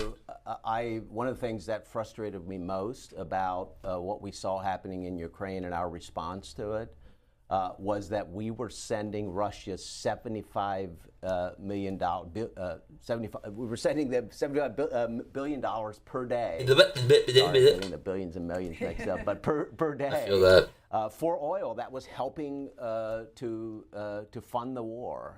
We did stop that. The administration was very slow in doing that. I also supported the sanctions, but they do not apply to energy. So there's still a lot of money flowing into Russia that is helping to fund this. So that again, these oil policies have brought us to the place where we are now, and bringing that drilling, that development of oil back here would help to fix a lot of those policies. Then you mentioned China as well. We've seen China become more and more aggressive. They are a threat to our future. And we are beginning to move supply chains back. We realized during the pandemic, for instance, that much of our generic medicines are made in China, and even had the Chinese threaten to stop the production of medicine. That is very, very important to us. So I think it was a wake-up call to many of us that we need to ensure that we produce as much American production of key minerals, of medicine, and other areas, rather than relying on a country that could potentially be our enemy going forward. Through the tax policy that we implemented several years ago, we were seeing that happen. More and more companies investing back into the United States, developing jobs, creating jobs here rather than overseas. So it's a policy that we certainly should continue. Kyle in Clear Spring, Maryland, Democratic caller. Good morning, C-SPAN. Greatly appreciative of this program and conversation this morning.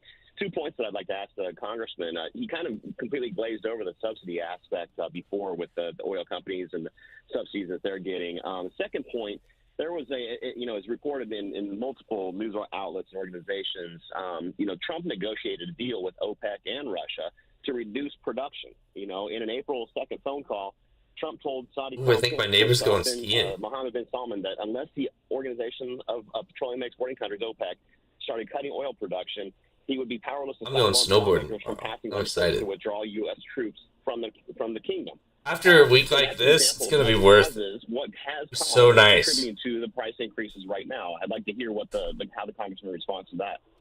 The fact is, under the policies of the previous administration, for the first time, we became energy independent. And what I mean by that is we were a net exporter of oil rather than relying on other countries. And that changed in the first year of this administration. I think it's very important we get back to that as quickly as we can. Gary in California, Independent. Thank you for taking my call, Greta.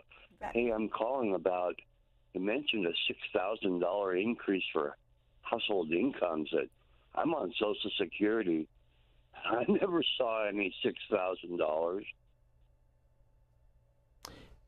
Yeah, so Social Security is tied to what we call CPI. So Social Security rates automatically go up based on CPI.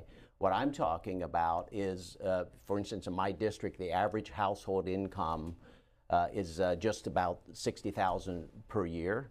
That average household income across the country, so this is again average household income, had been essentially flat. This is people going out and earning money. Maybe it's 2 income earners in a household, but that had been essentially flat for almost 2 decades, and that took in 2017 through 2019, that increased by about $6,000 per household. People all across my district felt that. And inflation was under control at that time, so these were real wage increases, net of inflation and wages, and so people were feeling that certainly in the district that I represent. Congressman Lloyd Smucker is a Republican of Pennsylvania, serves on Budget Committee and Ways and Means. Sir, we appreciate the conversation this morning. Thank you very much. Thank you for having me, Greta. We're going to take a break. When we come back, we'll return to the conversation about oil and gas prices and the steps that President Biden took yesterday to try to curb those rising gas prices. There are the lines on your screen. You can start dialing in. Later, we'll be joined by Democratic Congressman Mark Pocan of Wisconsin. Wow, we're making good time today. As well as the president's 7:50. So let's see what else we got. I think we did this one. Did that. Oh, I guess we'll do this one. We'll talk to Mark Pocan of Wisconsin. Washington Journal I'm going to go get breakfast. Joining us for our last half an hour this morning is Congressman Mark Pocan, Democrat of Wisconsin, serves on the Appropriations Committee, Education and Labor Committee as well. Congressman, let's begin with oil and gas prices. The move by President Biden yesterday, your reaction? It's a good move, and I actually think we should be much more aggressive with some of the oil company executives. You have to remember, gas prices started going up about last March when in Texas their energy grid wasn't properly supported for the weather. They had some outages that affect some of the processing, and next thing you know, gas prices shot up and they never went down. And we now have recordings from oil executives where they've said that they didn't increase production in order to return more for their shareholders. They didn't give a damn about consumers. What they cared about were their bottom lines, and that's had prices up. And now with the war in Ukraine, clearly that's having an additional effect. So the president's doing the right thing to try to affect prices, but this is one where I'm glad the Energy and Commerce Committee has invited oil company executives to come in for a hearing, because I think there's a lot more to this story that involves a lot of price gouging that also has to be looked at. Yet, Congressman, a poll found in the Hill newspaper reported on it that 4 in 10 Americans blame the Biden administration policies for gas prices. So are you concerned about this impacting the midterm elections? Well, and that's why we should be talking about what the reality is, which is, again, price gouging, I think, by oil companies for over a year now. But we should really put some pressure on him. All it took was the president to say he was going to release more oil, and the price per barrel went down significantly. That shows you, I think, the artificially high price that's been out there. And that's the right thing the president's doing by going after those companies in Congress, having hearings on that. We have to get the reality out there. Otherwise, the Republicans' rhetoric around somehow Joe Biden magically is wanting high gas prices, as ridiculous as that is, you say it enough times, and as you said, a number of people actually start believing it. So we're going to get the truth out there, and hopefully eventually these oil companies will realize, in addition to getting, I think, unnecessary subsidies and other things, they're going to start really upsetting Congress quite a bit if they keep gouging our constituents. And the House Energy and Commerce Committee is going to hear testimony from the 6 oil company executives about their business practices and the industry Wednesday next week, 10:30 a.m. Eastern Time. You can watch it on C-SPAN 3 with cspan.org or on C-SPAN Now, our free video app. Congressman, what will you ask of these oil executives? Well, I'm not on the committee, but what I would ask is, you'll refer to some of the tapes that we've got where they literally said they aren't going to increase production a year ago because they were just going to make sure they took care of their shareholders. You know, they have thousands of unused ability in federal property and other areas to do additional getting supply and demand, and they're not taking advantage of it, yet they want to preserve these. At some point, you know, the federal government has to quit, I think, you know, being taking it too easy on them, I guess, when it comes to certain things that benefit their companies. They should be just as concerned about the consumers, especially at a time of war. And the fact that they're not, to me, shows a real lack of a patriotic nature in their companies. If it's just about bottom lines, then we should maybe treat them a little different when it comes to subsidies. Moving on to the president's budget, you said, I'm convinced that we spend too much on defense contractors and not enough on national defense. What did you mean?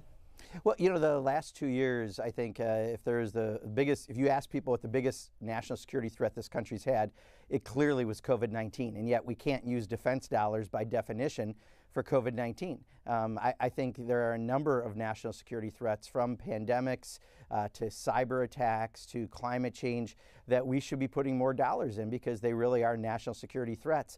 The problem is the way we do the defense budget, by the definition of it, largely most of the money, the biggest chunk of money, goes to defense contractors who often make amphibious vehicles that sink. The most recent class of aircraft carrier gets toilet clogs, and it costs $400,000 worth of chemical to flush down to unclog them. You're literally flushing money down the drain. The F-35, I think, has 800 deficiencies, and 1 year recently they fixed 2 of them. Like, they're really treating us like pawns in many ways. And the problem is, I think too many lawmakers look at the defense budget as a jobs program because they're in every single one of our districts, rather than as the defense program that it should be. So I think a modern definition of defense would include pandemics and climate change and cyber attacks and other things. And if we did that, then it's a different debate. But if all it is about making sure that defense contractors continue to have very robust bank accounts, well, you know, that doesn't necessarily provide for the national defense. From the president's budget proposal, this is from the White House and the CRB, $5.8 trillion in spending in fiscal 2023, including $813 billion for defense, $1.4 trillion in deficit spending. Deficits would total $14.4 trillion over 10 years, and national debt would grow from $22 trillion in 21 to more than $39 trillion by 2032. Congressman, react, and how do you justify that deficit? Well, the president's bringing much of it down as he's trying to do many, many other things. Don't forget, I mean, we're going through a once-in-a-century pandemic. We've made major investments. I think the real story that hasn't gotten out there is that we spent $1.9 trillion in the American Rescue Plan, putting money in people's pockets, shots in people's arms, putting kids back into schools safely, getting people into jobs. Then we passed $1.2 trillion in an infrastructure bill. We've talked about that for decades around here, and we finally got it done under Joe Biden and the Democrats last year in Congress. Those are 2 major bills that are going to have a huge impact on American families and will help lift wages and other things as we're combating some of the inflation that's been driven by COVID. So, you know, I think for coming out of a pandemic, this is another good budget by the president. Other than, I would argue that we need to have a little maybe different definition of defense, so we spend our dollars wisely. But spending in healthcare and education and so many other things, they're proper investments, and we're going to get people out of COVID back to normalcy in a much quicker way because of it. It sounds like you're a yes, Congressman, on the budget, despite the defense spending. Yeah, I mean, defense spending, I always have issues. You know, I just think, you know, I'll just give you one example if I can. There's a company in my district that makes a part that goes on some of the ships that's about as big as my pinky. And every year they come and ask me to buy more ships than the Department of Defense actually asked for because they make a part as big as a pinky. You extrapolate that by 435 congressional districts, and you can tell why we don't ever audit the Pentagon like we do every other agency. That's a problem. It's not a jobs program. It's supposed to be about national defense. And national defense should be about national security threats, which include things like pandemics, and that budget doesn't. So when it comes to, you know, the budget, I think the president did right on absolutely everything. with the exception, I would argue, is we need as Congress to have a bigger debate about what defense is. And I think with just a few word changes, we could then invest dollars in some of these other areas. Let's invite our viewers to join in on this conversation. Phone numbers on your screen. You can talk with Congressman Mark Pocan about the rising oil and gas prices, about the budget proposed by the president, or the latest economic numbers. Congressman, let me share with you. These are just out. The U.S. economy added a solid 431,000 jobs in March. This is from Heather Long, her Washington Post, reporting a bit below expectations. The U.S. has averaged 541,000 job gains a month in the past year. Unemployment rate fell to 3.6%, and wage gains up 5.6% in the last year. 93% of jobs lost in the pandemic are now back, Congressman. Yeah, these are great numbers, right? I mean, you would think if it wasn't for the last 4 years of the Trump presidency where the Republican Party became a cult rather than a political party, that you'd have a president who's dropped unemployment like that, who's made investments in infrastructure and other areas, who's done as much for the economy as he's done, despite the inflation caused by coming out of COVID. Again, not a president's fault, but a once-in-a-century pandemic. His numbers should be at 70%. But because of all the political rhetoric, I think that we've been swimming in during the Trump administration, it's harder. But those are really good, solid numbers, and Joe Biden does deserve credit. Dave, Armstrong Creek, Wisconsin, Democratic caller. You're up first. Hi, Mark. I wish you were representing me up here instead of what I have. But I just wanted to point out that blaming the president for the price of gas at the pump is ridiculous. It's never been that way. I think one of the previous callers pointed that out from president to president. And, you know, during the pandemic, they couldn't sell a barrel of oil. The price was down so low, it cost them more to drill than, to sell it. So they're trying to make back up their profits that they lost. And I know the Republicans always bring up he shut down the Keystone pipeline. Well, it was never. I hate my hair. I'm getting a haircut. In the first place, it was never built, and it was going to pump oil from the tar sands up in Alberta, Canada, down to to Louisiana to be refined, and that was going to go on the global market. The price of oil is not. It doesn't have anything to do with. We don't make the price of oil, so that's market controlled. So just those were the points I wanted to make. Yeah, Greta, the caller is exactly right. Thanks for calling from my home state.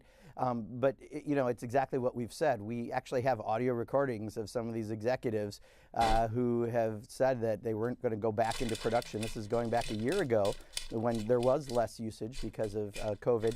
Instead, they wanted to return more for their shareholders. So out of pure corporate greed, prices went up for everyone. They've been artificially high for a while.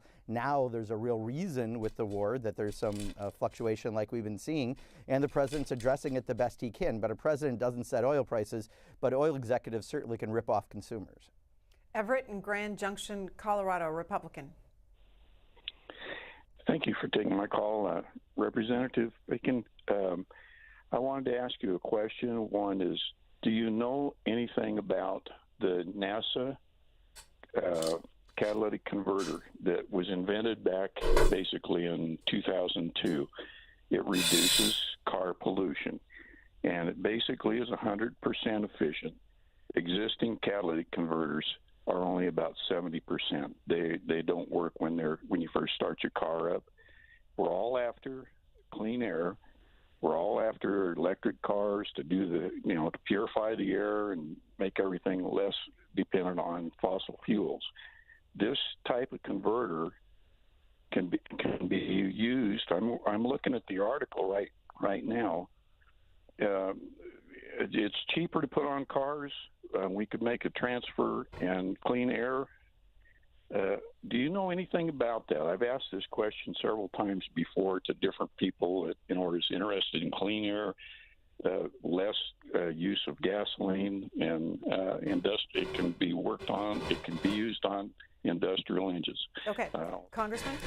Yeah, not offhand. However, I will say one of the points you brought up I think is really important to stress. It's not just about the environment by converting to clean energy. It's also about not having to rely on certain regions of the world that are more volatile, that sometimes then we put a whole lot of money into the Pentagon in order to try to make sure that we're able to maintain that flow of oil. There's a lot of reasons why we should be far more concerned about converting to clean energy.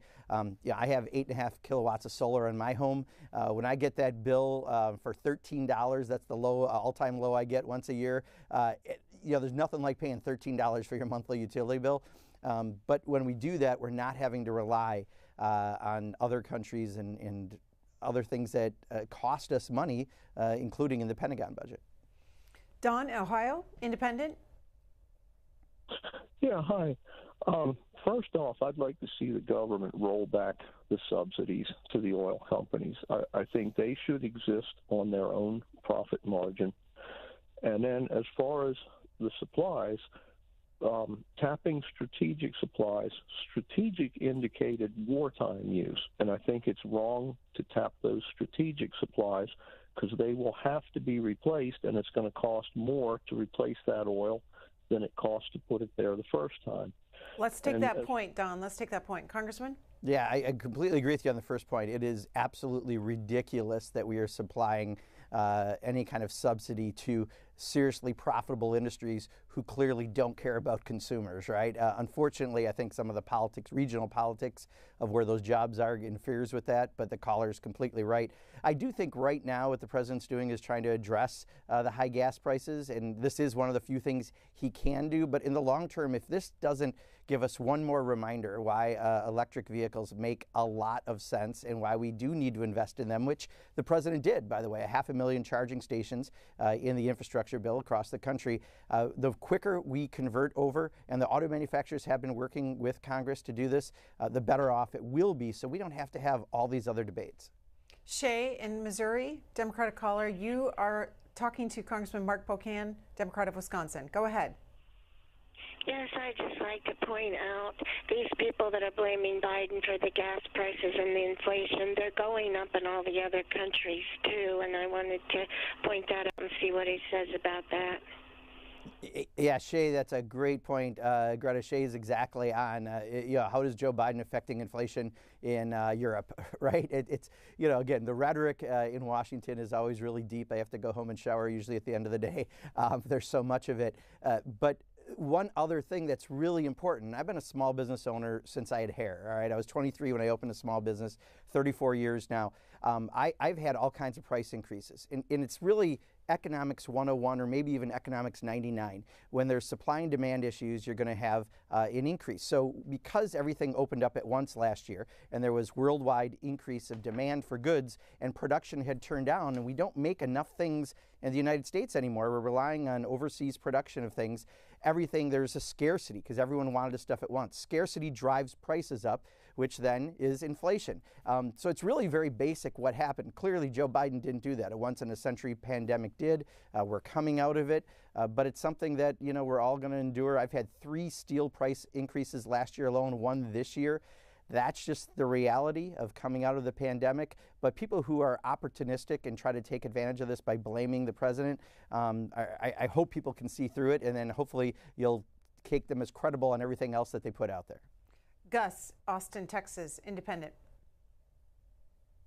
Good morning, Greta. Morning. I'd like to ask the congressman how much oil was put in the reserves under the Trump administration when oil was so cheap that they were trying to give gasoline away during if I'm not mistaken, I think it was during the Trump administration. It was the first year of the pandemic. Is that right, Congressman?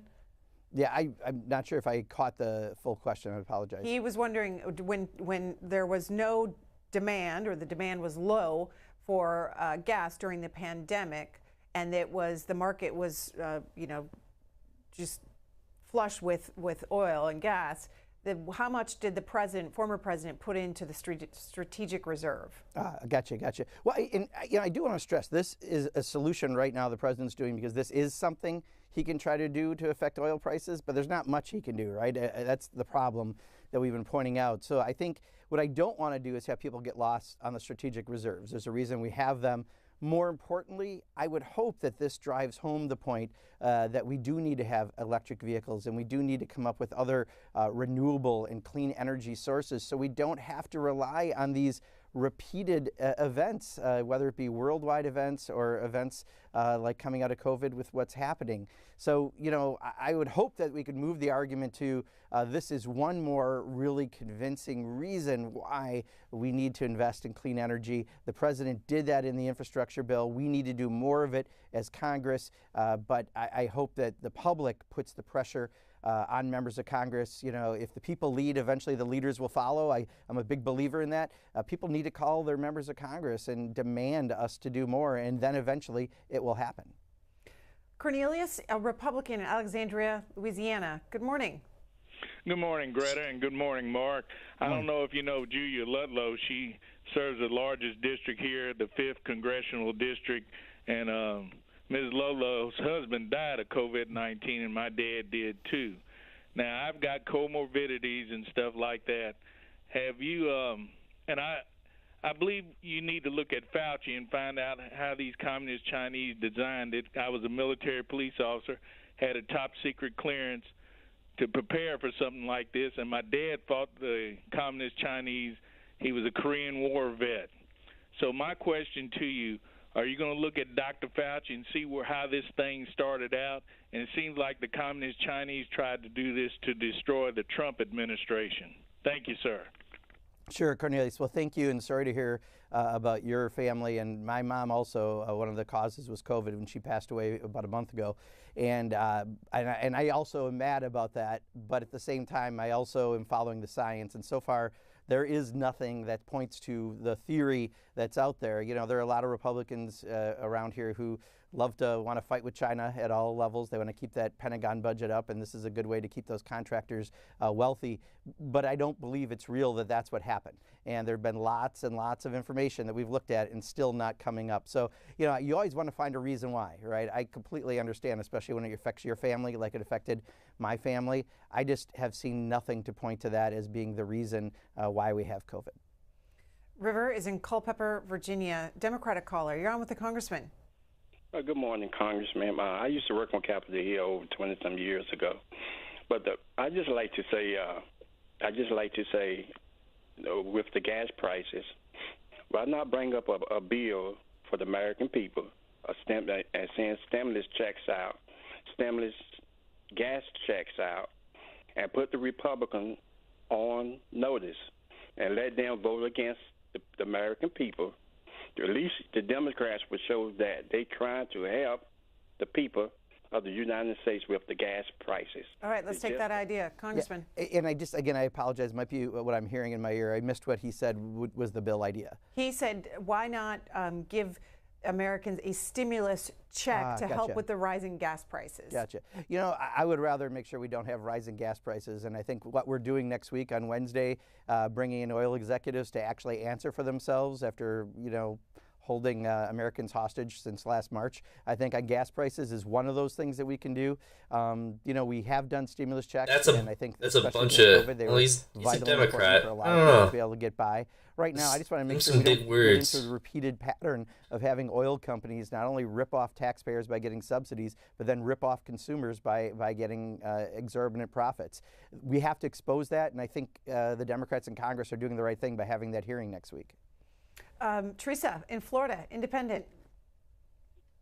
Hi, good morning. I just have a brief comment. I watch the Washington Journal in the mornings, and I would really like something done with the division in our country. That's why I am an independent. I don't think it helps when politicians call other parties cults, and I would like the politicians to try and bring us together more. Thank you. Have a good day. Oh. Yeah, you know, I totally understand. We hear that a lot back home. People want us to work together. I'll tell you, the last 4 years under Donald Trump, though, I've been doing this for almost 30 years, local, state, or federal government. I've never seen it this bad. I mean, the rhetoric under Donald Trump and where it's left us, you know, now you have Republican members of Congress. You know, you don't get in trouble for going to a white nationalist conference. You get in trouble for saying that people use cocaine and have orgies, right, in the Republican Party. That's ridiculous. We're not getting upset because he called Zelensky a thug, but we're upset because, you know, he's maybe exposing something that's happening. that is where we've become because the Republican Party, unfortunately, has become a cult of a personality all too often. I wish more Republican leaders like Liz Cheney and Adam Kinzinger and stand up and actually defend the Republican Party as a political party. We can have differences. Trust me, Liz Cheney and I disagree greatly on the Pentagon budget, but I respect the fact that she's willing to fight for the country over her political party. Until we get more people in this modern Republican Party to do that, I'm sorry, but that's just the reality. They don't help us even get the simplest votes done. Infrastructure. I mean, the fact that that wasn't a unanimous vote after we've all talked about it for years, they didn't want to give Joe Biden a victory. Well, Joe Biden got a big victory, and he got something done for the American people. That should have been celebrated by everyone. Missouri Valley, Iowa. John is watching there, a Republican. Yeah, didn't Trump try to pass infrastructure? I'm not going to go any further with that. I was wondering, on the strategic oil, when you pull that out, how much was it when you put it in, and how much was it? How much is it going to cost when you put it back? Isn't that just kicking the ball down the road? And as far as stimulus checks go, and I'm not have nothing against Gavin Newsom or anything, but he's one of the largest state tax on gasoline. Now he wants to take your gas tax, take it and have somebody process it and then give it back to them and then write out checks and give them back to the people. How much sense does that make? That doesn't make sense. All right, Congressman? Yeah, 3 issues there. First of all, you're right. Donald Trump did try to get infrastructure done and failed. He couldn't even get it to the floor when the Republicans were in charge. That's why Joe Biden did it, and he deserves credit for it. $1.2 trillion of it last year we passed. Secondly, I think the caller, I might have to third issue on the stimulus checks. Again, I think that may not be the best answer, and I think I mentioned that before when the other person called. I'd rather make sure the oil companies aren't ripping off consumers. Oh, the middle question on the reserve. You know, if the caller wants gas prices to stay high, then you can do that, but I don't think anyone wants gas prices to stay high. The president's doing the little that he can, and this is one area he can do something to reduce gas prices. And, you know, I mean, he's getting beat up for high gas prices, which he didn't do. Let's at least let him try to lower the price for consumers.